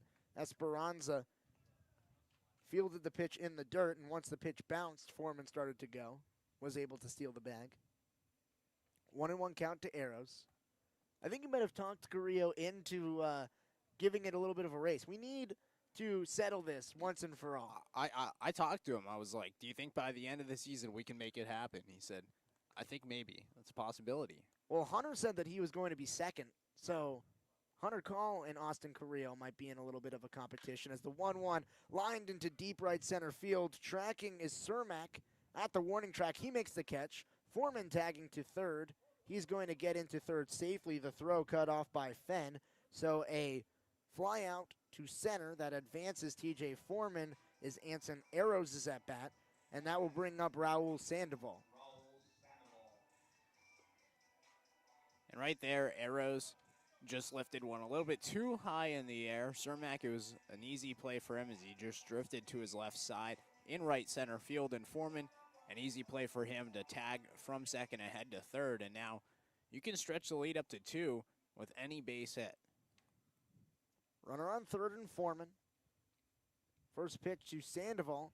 Ball in the dirt that he swings through and misses. And I don't have what Raul Sandoval did in his last at-bat. Can you enlighten me? Yeah, he grounded out to the second baseman on the third pitch. His first at-bat, he struck out on 3 pitches. He gives an early strike to Kelly. The 0-1 in the zone, bounced foul outside of the bag. Robert Capozzi does not make the play in the dugout on the foul ball. He has to be backed up. I believe that was Aiden Garza who eventually made the play. The boys in the dugout laughing at Capozzi for not being able to stay down on the ball. An infielder, someone who plays both first and third, you'd think that he would be able to field a ground ball. Not as good without a glove. Disappointed in Big Rob right there. The 0-2, breaking ball outside. The count 1-2. Sandoval, he stays alive. Especially after the plays that Capozzi was making yesterday at first base. I mean, he had a couple of great stretches. He did have some stretches. I'm not sure it's as easy without the full leg extension to get down that far. The 1-2, Sandoval swings and fights it off. So 1-2 for Sandoval as he stays alive, and it has been a long inning for Kelly. The 11 pitch at bat to Bobo taking up a majority of it. 1 pitch to Foreman, 3 pitches to Arrows, and now 4 pitches already, about to see a 5th to Sandoval.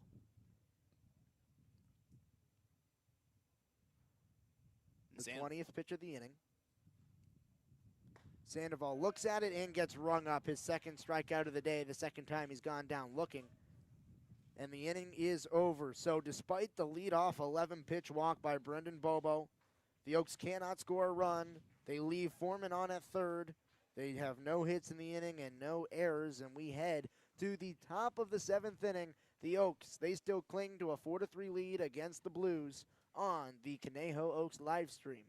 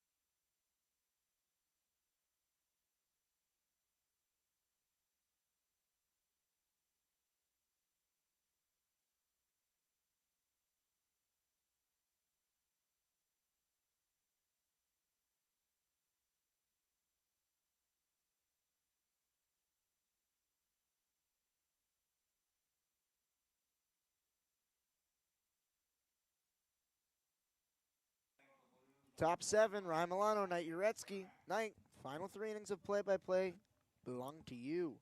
The Oaks, they're leading 4-3. Zach Gregory, 2 home runs today, as his last one was a 2-run shot to put them ahead. As now here in the top of the 7th inning, Evan Gray still on the mound, and the first pitch is in there for a strike to Ryan Cermak.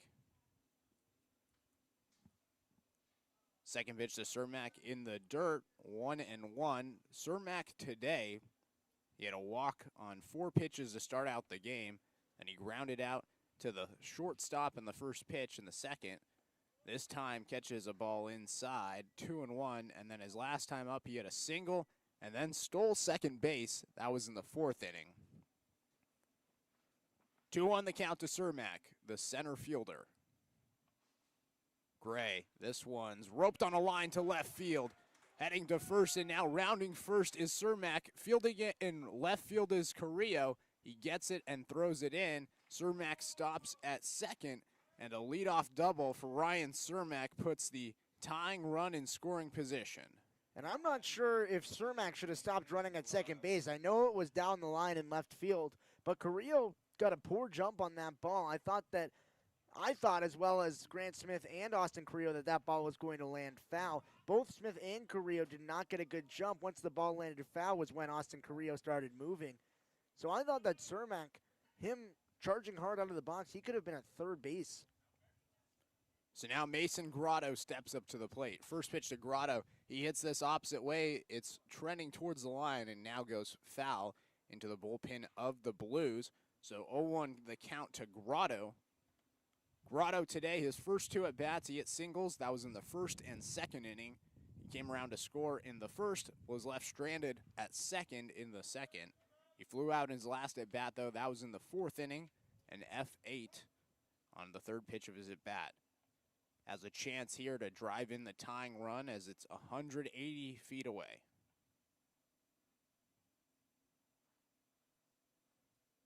Gray, the pitch. This one's roped to left center field. That's going to get down. Coming around third to score is Cermak. Heading to second now is Grotto. A no-out double, and the game is tied 4-4. And those have just been the first two hits that Evan Gray has given up on the day. Evan Gray, throughout his first two innings, allowed just one base runner on a hit by pitch. Now two leadoff doubles for Cermak and Grotto to start off the seventh inning.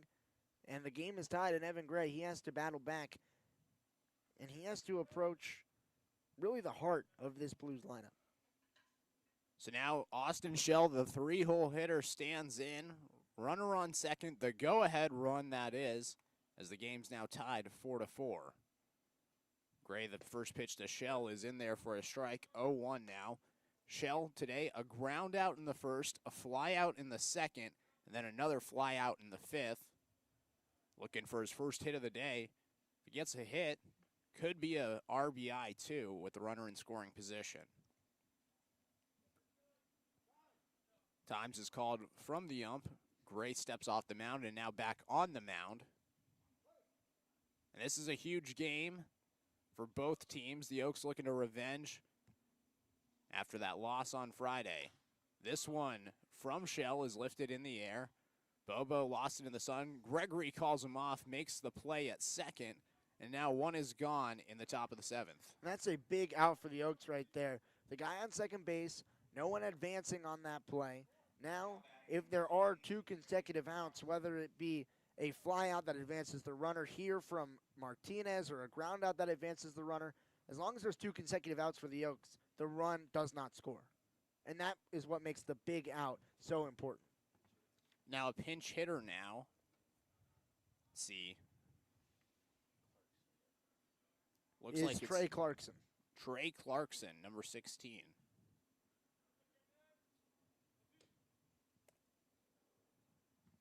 So now Trey Clarkson, he'll pinch hit for the DH, Vince Martinez.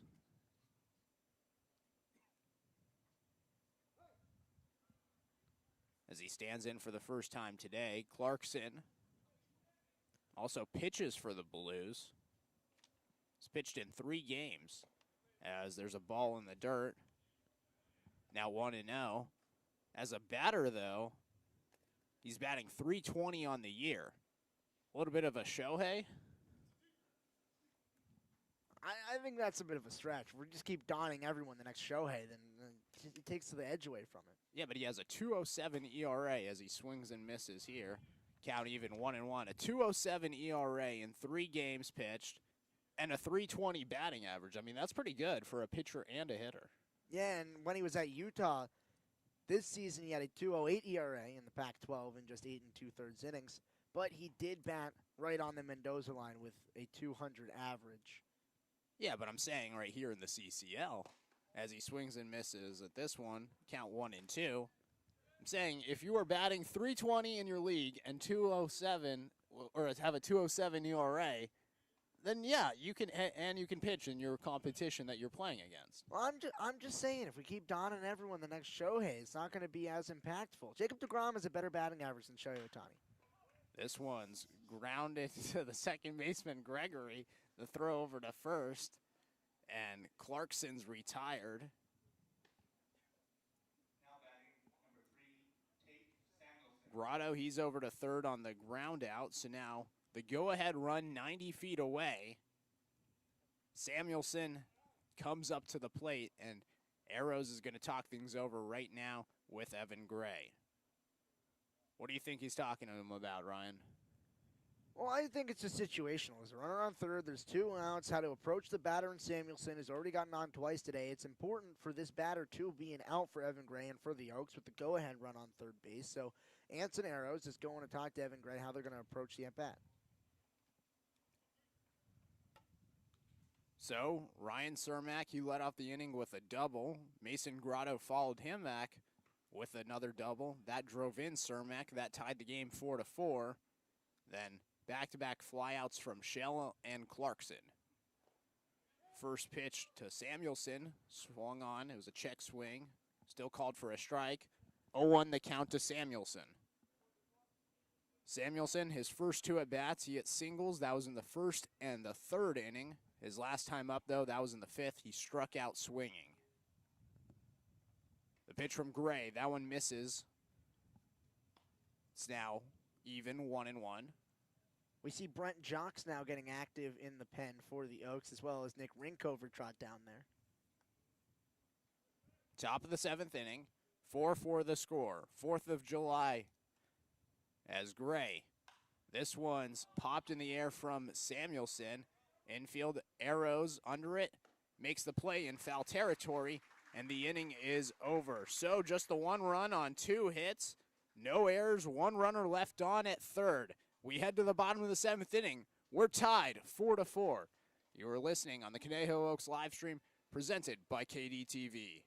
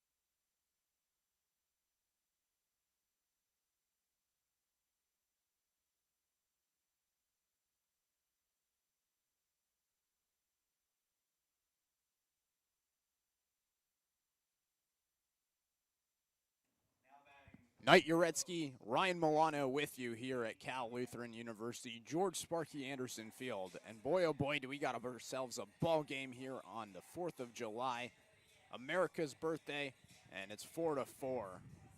New pitcher on the mound, Miller Plyman. You don't feel as enthusiastic about America's birthday as a Canadian. I feel like you should represent your American heritage, which isn't your heritage because you are Canadian. As Naviak grounds this to the third baseman, Samuelson, he throws over to first. And the play is made. Half American, half Canadian. Still celebrating America's pastime. I think it's awesome. But you identify more as a Canadian than an American. I do. I think it's the family in Canada. I have so much family in Canada. My mom's Canadian. I don't know. But today, you know, definitely proud to be American.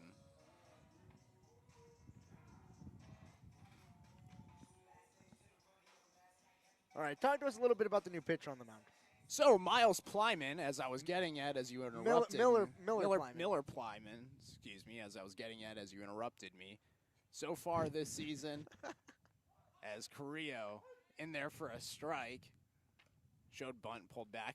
Plyman out of Arkansas, from Fayetteville, Arkansas, so staying home in the same city.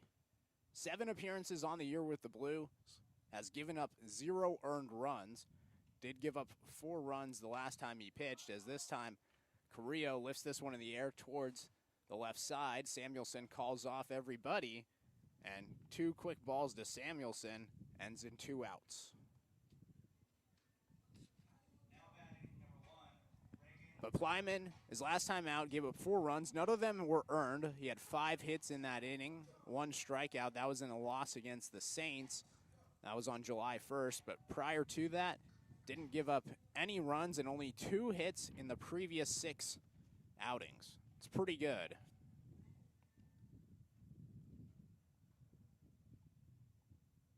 So now up to the plate, Reagan Burford, the DH, as he rips one to right field, but that one drifts foul. 0-1 to Burford. Burford today, a strikeout in the first, a walk in the third, and then a single in the 5th. In that 5th inning, broke his bat, so using a new bat. Still red, though, just a little bit darker. This one hits Burford. And that's on the back arm right there. So it was actually going to go behind him, and while he was pulling his bat back, he brought the bat arm back into the path of the ball.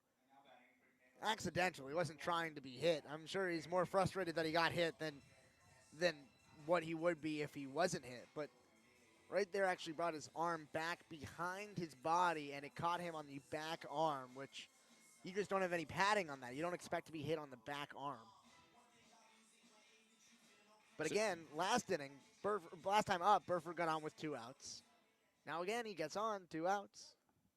And we all know what happened the last time he got on with 2 outs. Zach Gregory hit a 2-run shot to take the lead, as the first pitch to Zach Gregory now is low and away. It's 1-0. Gregory, his first time up, also hit a home run. Both the first and 5th innings hit a home run to right field. But in the 4th, though, third, though, he flew out to the center fielder. Takes the second pitch inside, 2-0. And Gregory right now going up against his college teammate. Gregory at Arkansas facing off against Plyman, who's at Arkansas. We saw it yesterday. Andrew Sharp, he knew yesterday's pitcher when he went yard. Now we see a similar college-college matchup. Plyman gets a strike. It's now 2-1, and yes, Sharp was going up against the CSUB pitcher, so a couple of CSUB Roadrunners were in the game yesterday. Now a couple of Arkansas Razorbacks playing right now. And that gives the advantage to Gregory. The pitch is outside. Burford goes. He steals second base. The throw was high. In there safely is Burford, and now the go-ahead run is in scoring position for Zach Gregory with a 3-1 count. And let's bring it back to the last 2 times that Gregory's had a 3-1 count. In the first inning on a 3-1 count, it went over the fence. In the 5th inning on a 3-1 count, it went over the fence. Let's see here. Plyman steps off the mound and now back on. can feel the intensity right now. This is a huge game for the standings. Currently, the Blues are in second place. The Oaks, they're in third place. As a ball is in the dirt and Gregory walks. And so now 2 men are on. The go-ahead run is on first. The tying run, or excuse me, go-ahead run is on second. Gregory now on first. And now Grant Smith steps up to the plate. And that might have been a business decision from Plyman. He saw what Gregory did in the first and the fifth with home runs on a 3-1 count, and he decided, I'm not going to give him a fastball over the plate. He knows that he's going to get a fastball over the plate. That right there, it wasn't an intentional walk, but it was definitely a pitch around, execute pitches, and if I walk him, first base is open and there's 2 outs in the inning. So now, meeting at the mound, head coach Bob Miller, pitching coach Dean Traynor. The Oaks, though, in this inning, JT Naviak grounded out to the third baseman on the first pitch to him. Austin Carrillo then flew out to the third baseman, Samuelson, on the second pitch to him. And since then, it's been all Oaks. Burford hit by a pitch and then stole second base. Gregory had a 5-pitch at bat, which ended in him having a free trip to first on a walk. And now we have the 3-hole hitter, Grant Smith, who today, he's 0 for 3. A ground out in the first, a strikeout in the fourth, and a fly out in the fifth. He steps in, trying to change his luck, get his first hit of the day. Plyman set the pitch in the dirt. 1-0 to Grant Smith. And this would be a big spot for Grant Smith to get his first hit of the day. Burford on second, Gregory on first, 2 outs. Wind still blowing towards right field. Plyman delivers this one low again. It's now 2-0 to Grant Smith. So a hit by pitch let Burford aboard. Then 4 balls and 5 pitches to Gregory. Now 2 early balls to Grant Smith.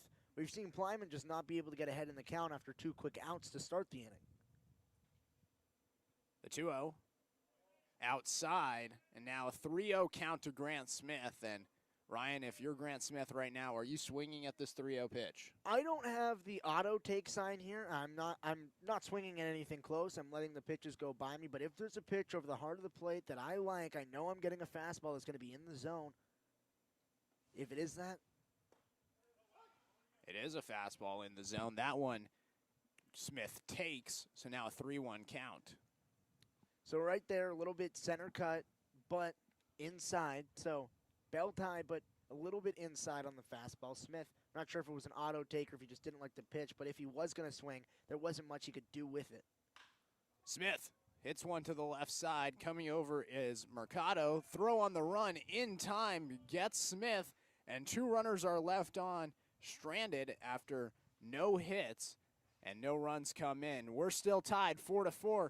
We head to the top of the 8th inning. You're listening on the Conejo Oaks live stream presented by KDTV.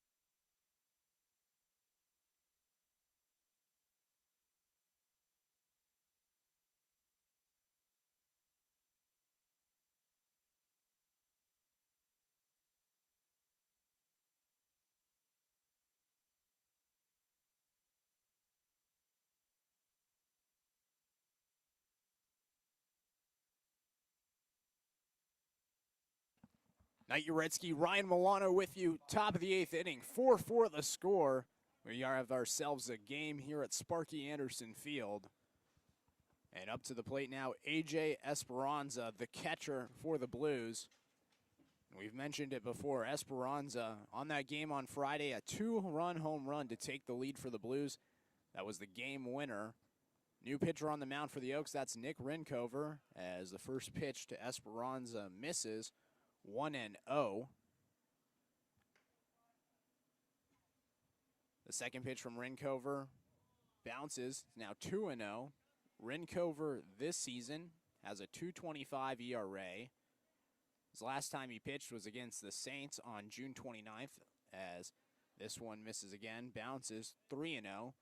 In that game against the Saints, he pitched 2 innings, gave up 1 hit, had 1 strikeout, and he faced 7 batters. So besides the 1 hit, he was pretty effective. As 4 straight balls to Esperanza, and the leadoff man's aboard with a walk. And Ryan, do you have the final stat line for Evan Gray? Yes, Evan Gray's final stat line. 3 innings pitched, 2 hits, 2 strikeouts. He allowed a runner with a walk, or with a hit by pitch as well. 1 earned run. That was over 45 pitches.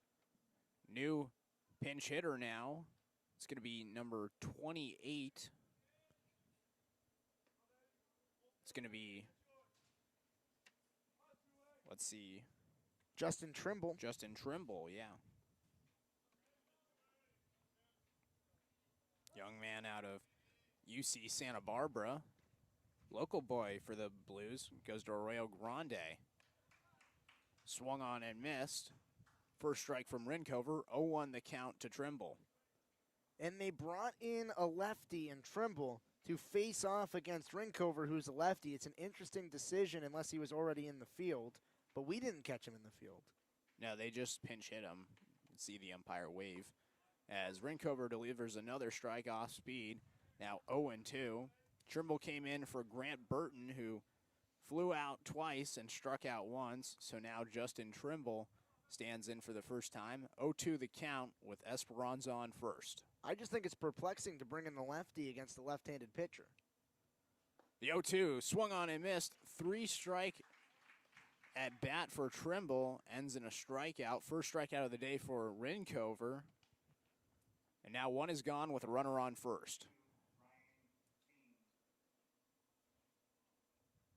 Ryan Fenn up to the plate.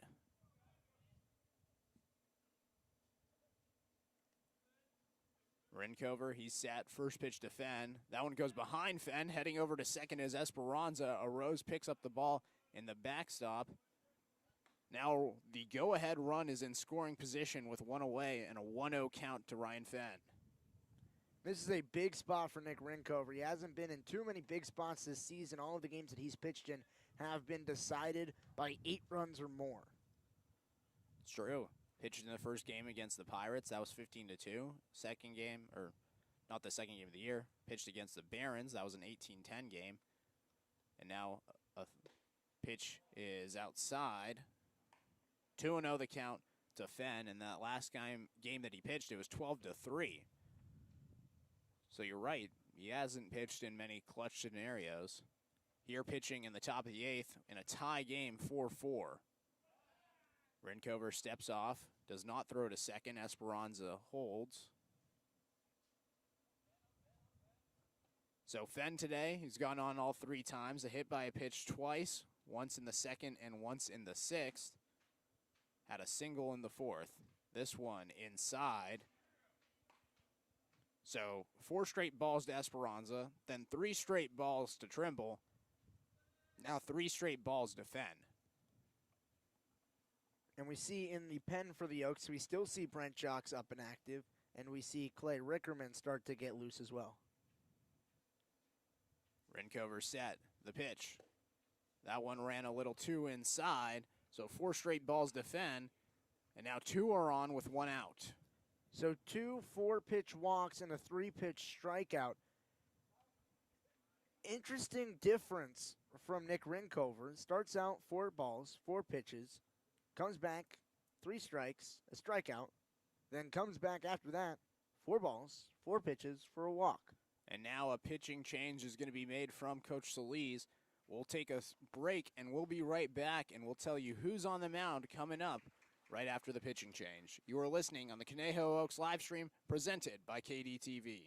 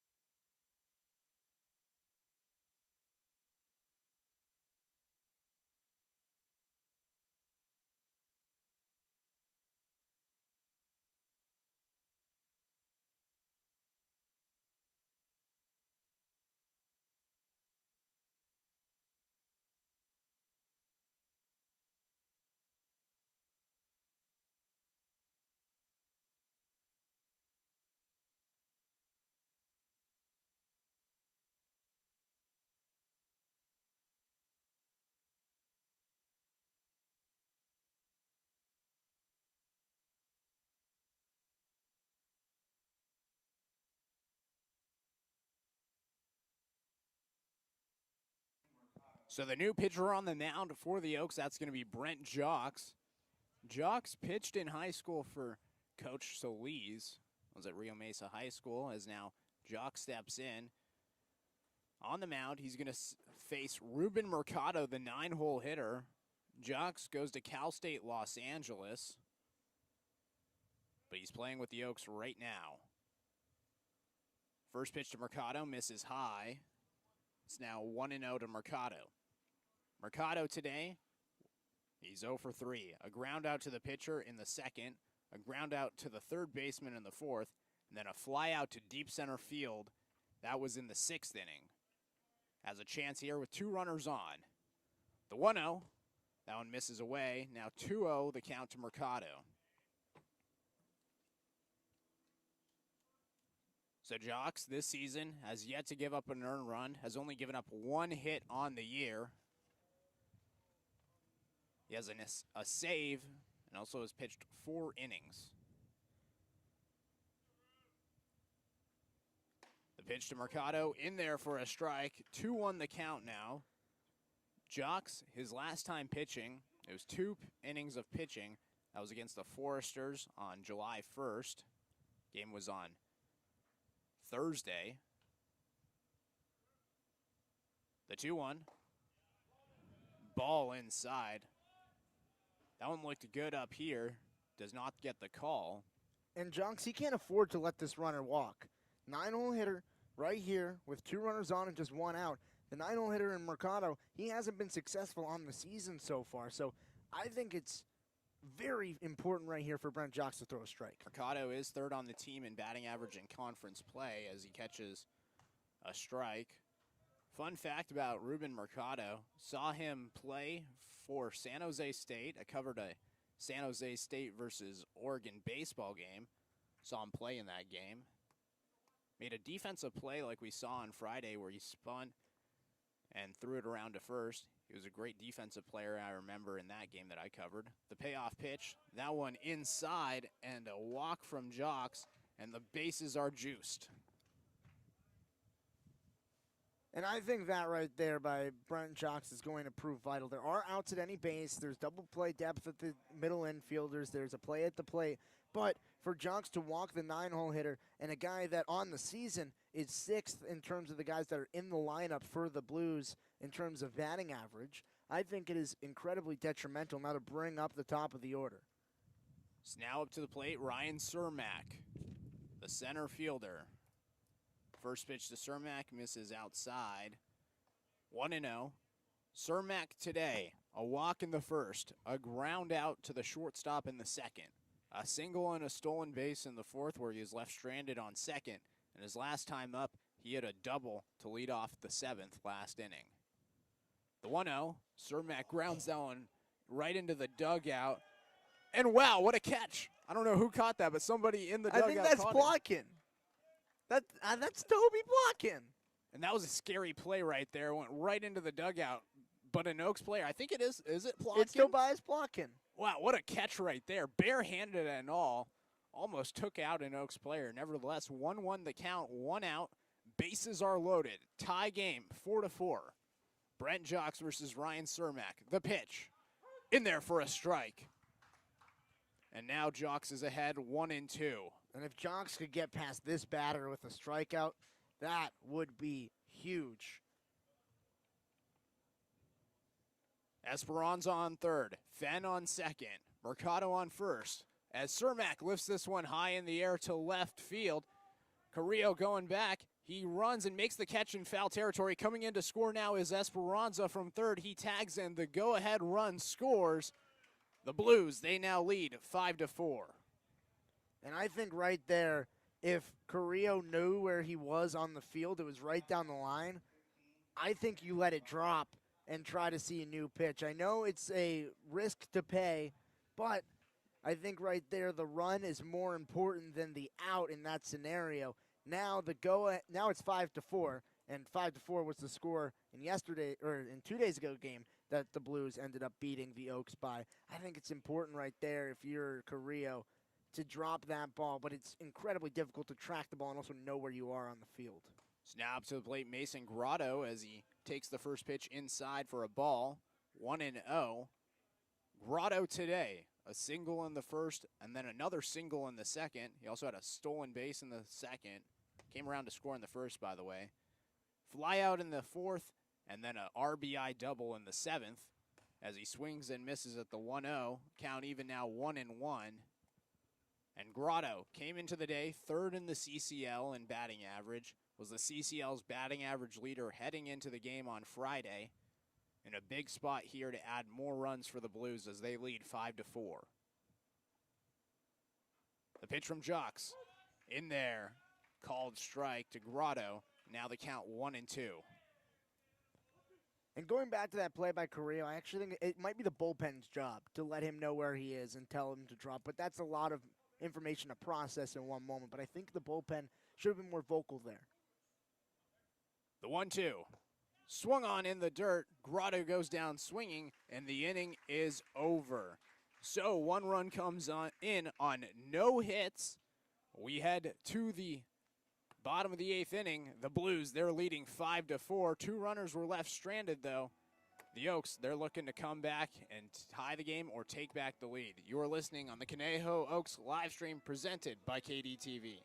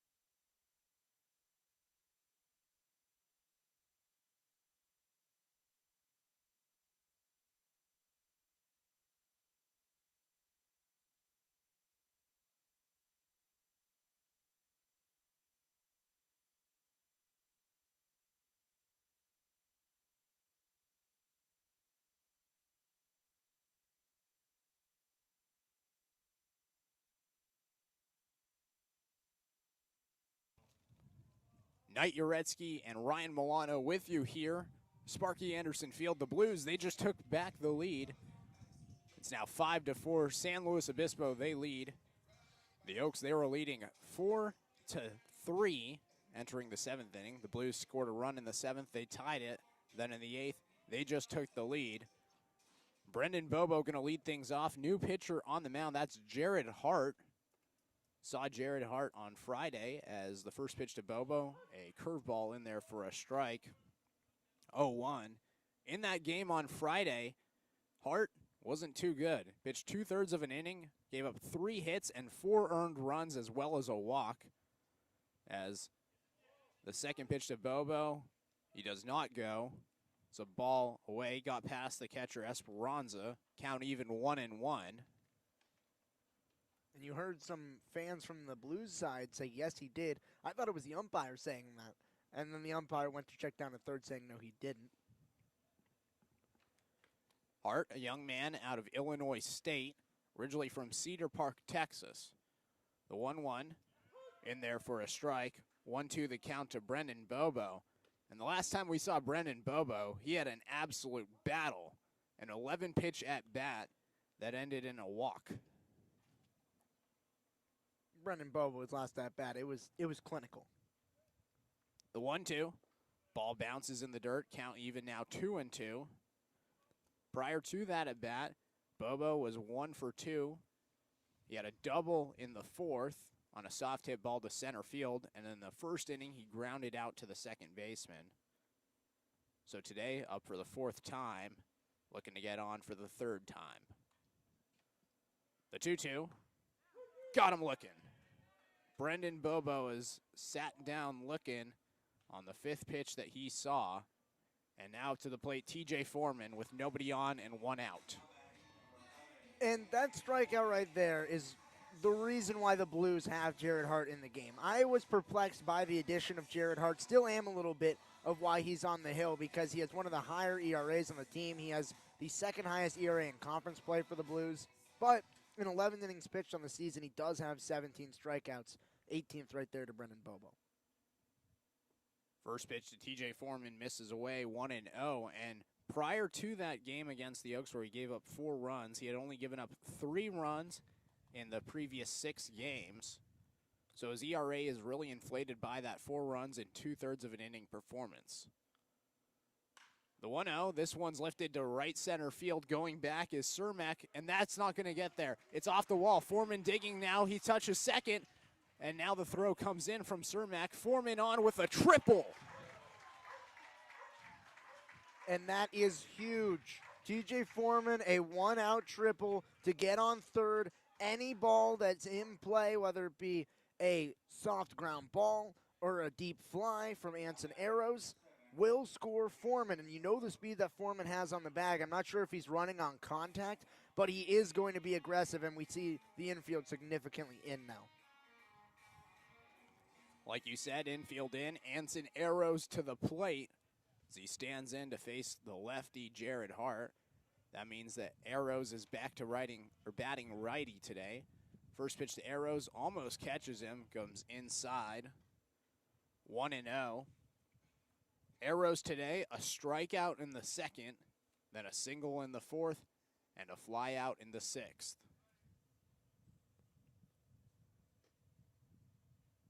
The 1-0. Arose lifts this to left field. Going back is Grotto. He loses it. The ball's going to drop. Foreman's coming in to score. Arose into second. And the Oaks, they have the go-ahead run in scoring position as Anson Arose hits a double. Yeah, Anson Arrows right there coming up huge. Lifting one, does exactly what he needs to. It's into the sun. And Grotto just cannot keep track of it. It was straight back. Was not able to identify it, and now runner in scoring position, the go-ahead run in scoring position, and a big at-bat for Raul Sandoval coming up. So we're tied again. It's 5-5. Raul Sandoval at the plate. You can see the closer, Clay Rickerman, working in the bullpen. Cody Sulak, the catcher, there in the bullpen as well. But right now, we're just focused on Jared Hart on the mound and Raul Sandoval at the plate as Anson Arrows is on second. First pitch in there for a strike to Sandoval, 0-1. And Sandoval today, he struck out looking twice. That was in the 6th and the 2nd inning. In the 4th inning, though, he grounded out to the second baseman. So an 0-for-3 day for Sandoval, looking to change his luck. Sandoval grounds one shallow infield. The pitcher Hart gets it, flips it over to first. Arrows heads to third. So a 1-3 play from Sandoval. And now with 2 outs, the go-ahead run is 90 feet away. And this is a big at-bat for JT Naviak, probably the biggest at-bat of the season for JT Naviak. Runner on third, 2 outs in the inning, and just for the record, Jared Hart, he has continued to struggle against the Oaks this season. Another earned run as I believe that he's going to be taken out. So Hart's going to be taken out. New pitcher coming in. We're going to step aside and take a break. The Oaks, they tied it 5-5. We'll be right back and let you know who the new pitcher is right after this break. You are listening on the Conejo Oaks live stream presented by KDTV.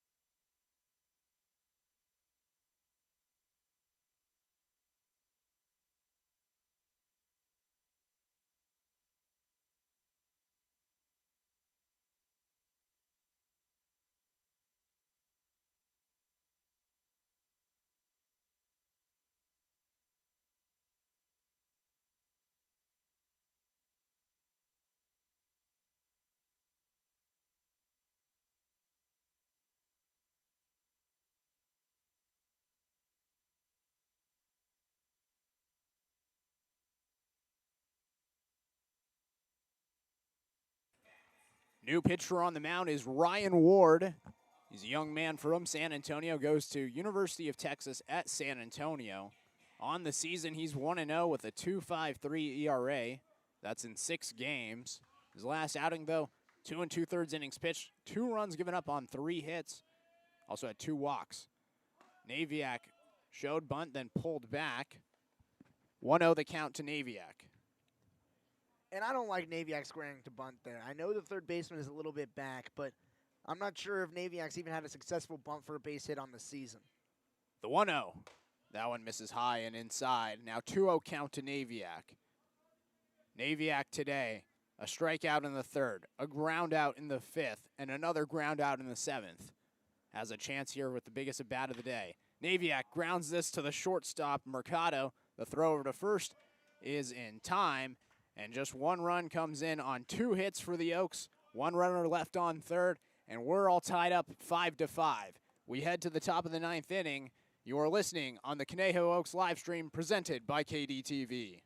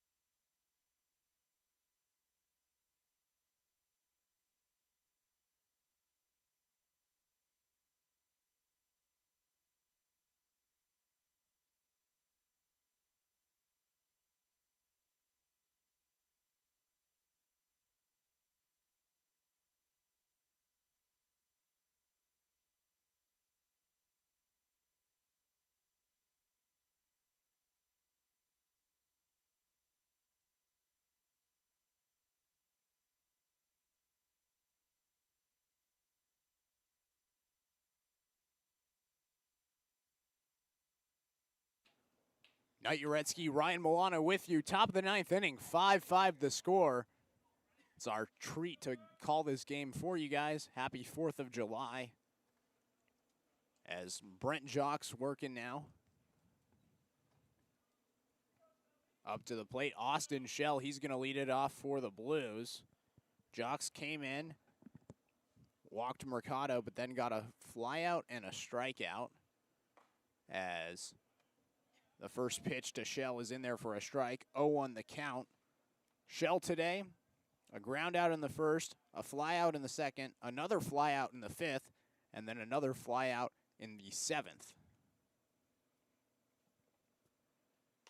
The 0-1, this one's lifted shallow infield. Bobo going back, makes the play in foul territory, and Shell is gone, his 4th fly out of the day.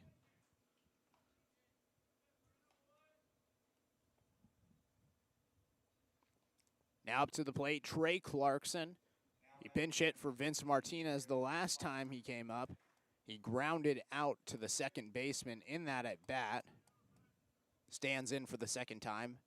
First time facing off against Jocks. This one's lifted high in the air. Shallow left field. Bobo going back. Loses it. Foreman can't get there. The ball drops. They throw it to second. He got him. The play is made at second. Bobo lost it in the sun. Foreman picked it up, threw it to second. Naviak was there with the tag, and it's a single for Clarkson, but he's thrown out at second.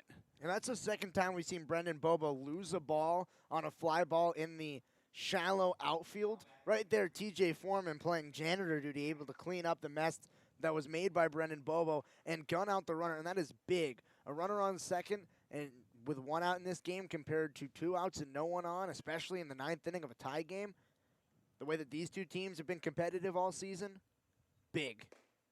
Jocks delivers a strike in there. 0-1. Tate Samuelson at the plate.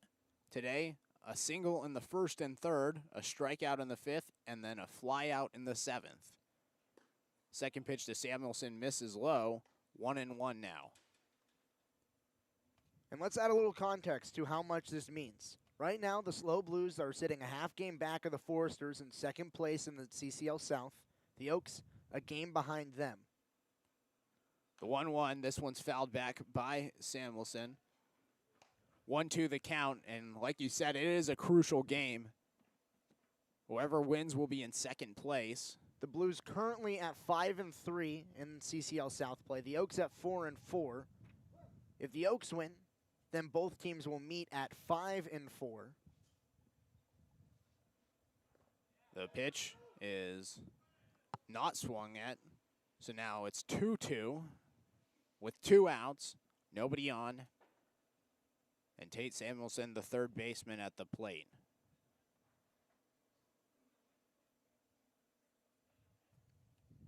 Samuelson batting .348 in league play, .304 overall. The 2-2 misses low again. Now we have a full count. And we saw 2 out hitting really hurt the Blues on the Oak side. Right here, a full count. It's important not to let Tate Samuelson get on because 2 out hitting, 2 out base running can definitely hurt the Oaks, especially in the 9th. The payoff pitch inside. And Samuelson with a walk. And now coming up is A.J. Esperanza, who the last time these two teams played had a runner on first, and he sent a ball over the right field wall to give the Blues the lead 5-4. They ended up holding on and winning 5-4 in that game. That was on Friday. And Esperanza, a lefty park, the wind blowing hard out to right field, facing a right-handed pitcher. This is exactly the type of matchup that he wants at the plate. First pitch to Esperanza misses outside, 1-0.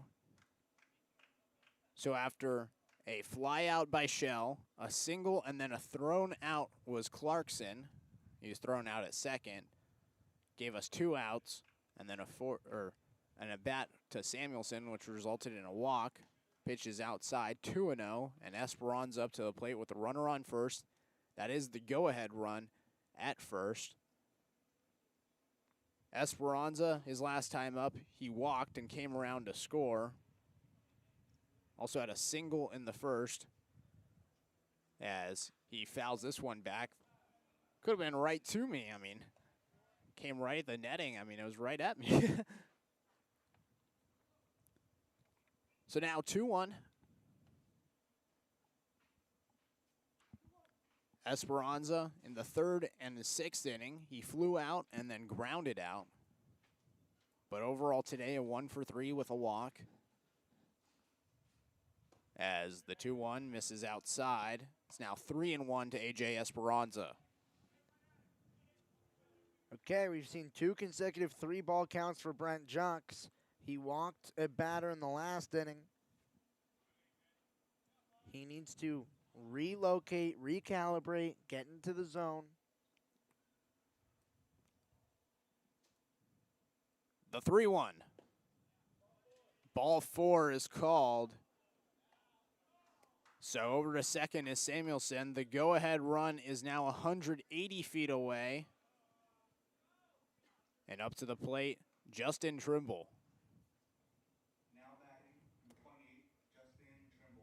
Arrows is going to go talk things over with Jocks.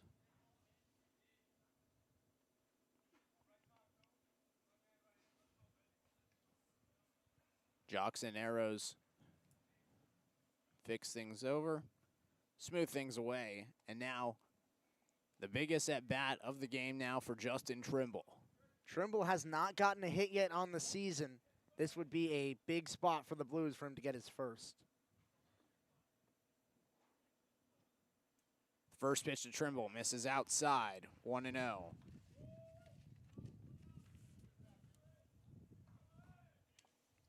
No action in the Oaks pen. This is Brent Jocks' inning.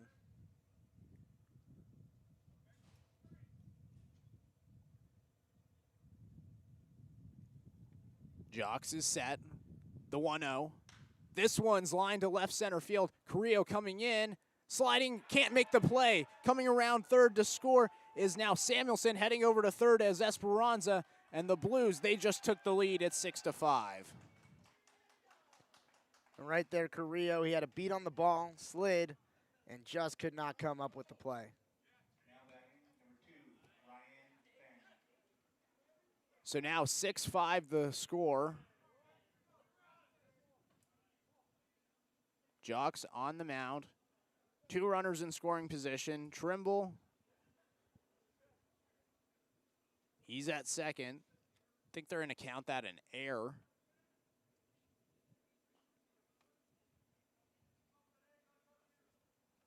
First pitch to Fenn, in there for a strike. 0-1. Ryan Fenn today, he's been hit by a pitch twice.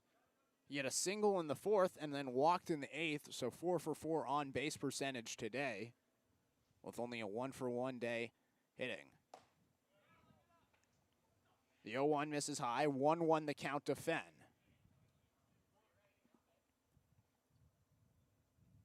And we mentioned how crucial this game is. The winner is going to be in second place. The Oaks 1 game back of the Blues in second place. Blues tied for first if they win.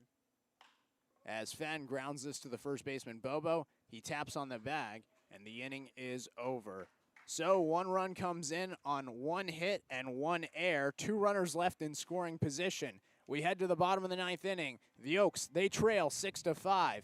You are listening to the Conejo Oaks on the Conejo Oaks live stream presented by KDTV.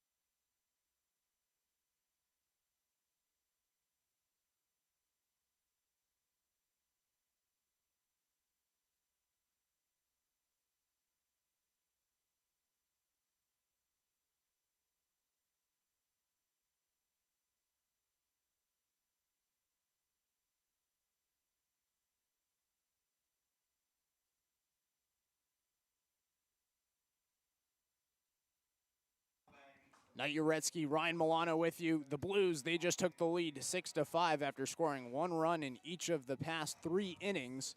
Austin Carrillo, Reagan Burford, and Zach Gregory coming up for the Oaks, 9-1-2. Ryan Ward still the man on the mound for the Blues. As the pitch to Carrillo is in there for a strike, 0-1 the count to Carrillo. Carrillo today, in the 3rd, he walked. He was later out at 2nd, then lined out in the 5th, and flew out in the 7th, up for the 4th time today.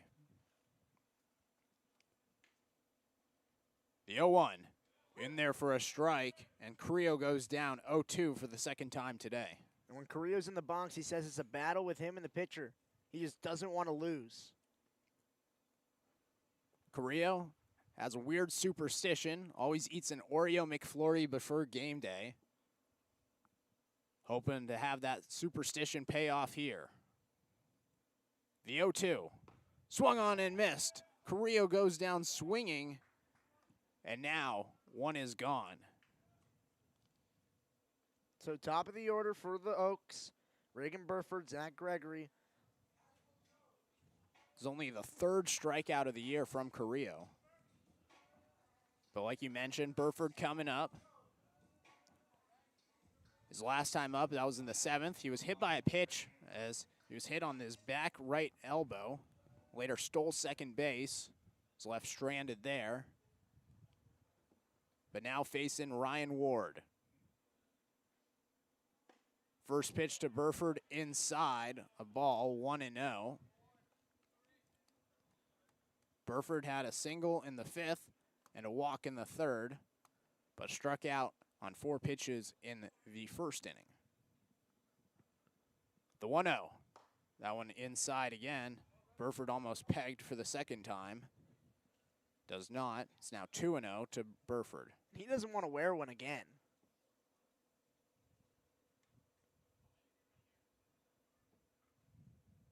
The 2-0 pitch. That one bounces, and now 3 straight balls to Reagan Burford.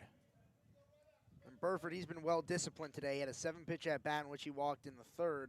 Now right here, he's up 3-0. And I think it's an auto take. Ward, he's set. The pitch. In there for a strike. 3-1 the count now to Burford. Like you said, he did take. What's your strategy here if you're Burford? Well, you're getting a hitter's count right here. So there's a pitch that's inside in the zone. You're swinging. You're trying to shoot one into the outfield. But if it's outside, take your base. The 3-1. Ball 4 is called. Burford, a 5-pitch at bat, ends in a walk, and he treads to first. The tying run on first, and the go-ahead run at the plate in Zach Gregory. If you're the Oaks, there's one man you want up, and it's the man who's stepping to the box. Zach Gregory today is hotter than anyone else. 2 home runs, a solo shot in the 1st, a 2-run home run in the 5th, had a flyout in the 3rd, and his walk his last time up, that was in the 7th. It was a 5-pitch at bat. He was left stranded on first, but now stands in, 1 out, runner on first. Ward delivers, that pitch is outside. 1-0 to Gregory. Gregory, his best hitting performance of the season happening right now. He's been known to reach base any way he can with an on-base percentage around 500, but hasn't hit the ball too well this season. As the throw back to first, Burford in there safely. Still 1-0 to Gregory.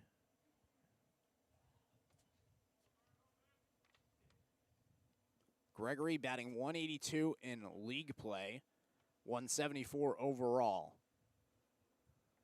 Runner goes, the 1-0 in there for a strike. The throw to second, they got him. Burford's caught stealing, and now 2 are gone with Zach Gregory at the plate.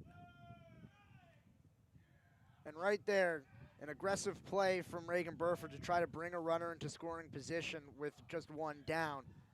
But right there, I don't know if it's the spot to do it. Yeah, I don't know if it's the spot to do it either, especially with the hottest hitter of the day up to the plate. The 1-1 to Gregory, outside, 2-1. So 6-5 the score here in the bottom of the ninth inning. The Blues, they just took the lead in the top of the ninth after the Oaks tied it in the bottom of the eighth. The Oaks looking to stay alive. It's a battle for second place right now. Pitch is outside. Now 3-1 count to Gregory. If the Blues win today, they're tied with Santa Barbara for first place in the CCL South. If the Oaks win, they're tied for second place with the Blues. Big game for both teams. The 3-1 in there for a strike, and the count is full to Zach Gregory. Down to the final strike for the Oaks. We've seen Zach Gregory be able to battle in counts all day, all season. Right here, he's going to have to battle. He's going to have to get on anyway. Ward set. The payoff pitch. Outside, and ball 4 for Zach Gregory. Back-to-back walks for Gregory in his last 2 at-bats. And now Grant Smith steps up to the plate with the tying run on first and the go-ahead run at the plate in himself. And that's why the decision to steal from Reagan Burford is so detrimental. And I know that as a pitcher, you pitch differently with a runner on than with no one on. But Zach Gregory's been so disciplined at the plate all day. We already saw him yesterday, or earlier in this game, in the 7th inning, his last at-bat, he walked with Reagan Burford on. So that's why it's so detrimental and so questionable, the stolen base call. First pitch to Smith, high and inside, 1-0. Smith today 0 for 4. A ground out to the pitcher in the first, a strikeout in the 4th, a fly out to the left fielder in the 5th, and a ground out to the shortstop in the 7th. Looking to keep the Oaks alive. The 1-0 pitch in there for a strike. Smith raised his arms, thought it was inside, is not, called a strike, 1-1. Smith batting in the 3 spot today. Seen him bat 4th and 5th throughout the year. But in the 3 hole today with a runner on. This one almost catches Smith at the head. It was an off-speed pitch that ran inside. Now 2-1. Smith this season batting .286, has 1 home run on the year. That was at Academy last week. The 2-1. Smith rips this one to right field. Going back is Burton, and he makes the play right at the warning track, and the game is over. So the Oaks, they lose a heartbreaker 6-5 here at home against the Blues.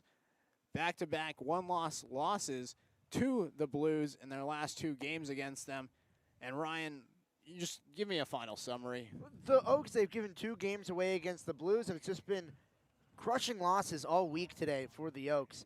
They had the big win against the Barons, which they won handily. The loss against the Saints in Pasadena to start off the week, that was probably going to happen, a big win for the Saints. But since then, it's just been 3 crushing CCL losses with a non-league win sandwiched in between. The Foresters, a game that the Oaks were in for the entirety of it. They were having momentum headed into the 9th, and then one play down in the side on the bottom of the 8th inning, down in right field, crushing loss in that aspect. Then against the Blues, they give a game away. And then again, the Blues traveled to town, and the Oaks, they gave the game away. I think the story of the year has been the amount of competitive games the Oaks have been in, but have not come through and won. And so today, Ryan, give me a little bit of a summary from the pitching side of things for the Oaks. Well, from the pitching side of things, I thought Brian Perez, he was good on the mound. He started out the day a little bit rocky, allowed 2 earned runs to start. That's similar to what we saw yesterday from Chris Torres. Then in the next inning, gave up 1 run. But after that, 2 innings, didn't allow any more runs. I even thought his second inning, where he gave up one of the runs, was effective as well. He only had 10 pitches in that inning. Then Evan Gray, he came in, long relief, 3 innings pitched, just 1 earned. That's exactly what you ask him for. And then on the mound, Brent Jacques in the final, and just not able to get the final out. 2 walks in the top of the 9th, 2 out hitting, kills you. And then in the defensive side of things, a tough play for Austin Carrillo to try to make, but a tough loss as he was not able to make the grab. So the Oaks On the pitching side, that's how it was. On the hitting side, I mean, Zach Gregory, 2 home runs. 2 home runs, 2 walks, extended the game, got a board. You have to wonder what would happen if the called steal wouldn't happen for Reagan Burford if there was 2 runners on and 1 down in the inning. You can't play that type of game if you're the Oaks, but it's tough not to. Reagan Burford, he was also phenomenal today. He did get caught stealing, but that a decision that comes from the dugout, not from Burford. He reached base 4 times today. We saw Brendan Bobo. He reached base twice. TJ Foreman with a big triple, and Anson Arrows a big double to score him in the 8th. That was huge in the moment. But unfortunately, the Oaks just not able to get it done. No, they cannot. So, 4th of July ends in a loss for the Oaks. It's 6-5 after they led in the game 5-4. We'll be back at it next Tuesday as the Oaks, they're going to play. But this week, it's been a rough week for the Oaks as they've lost a lot of their games, and a lot of them have been really, really close. A 2-6 week for the Oaks. 2-6 week. Or 2-4 week in 6 games. Well, the Oaks, they'll be back at it on Tuesday. That game's going to be at home against the Academy Barons at 4:30. Ryan Milano and I will be on the call for that. We'll see you guys next Tuesday as the Oaks, they're looking to improve on the season.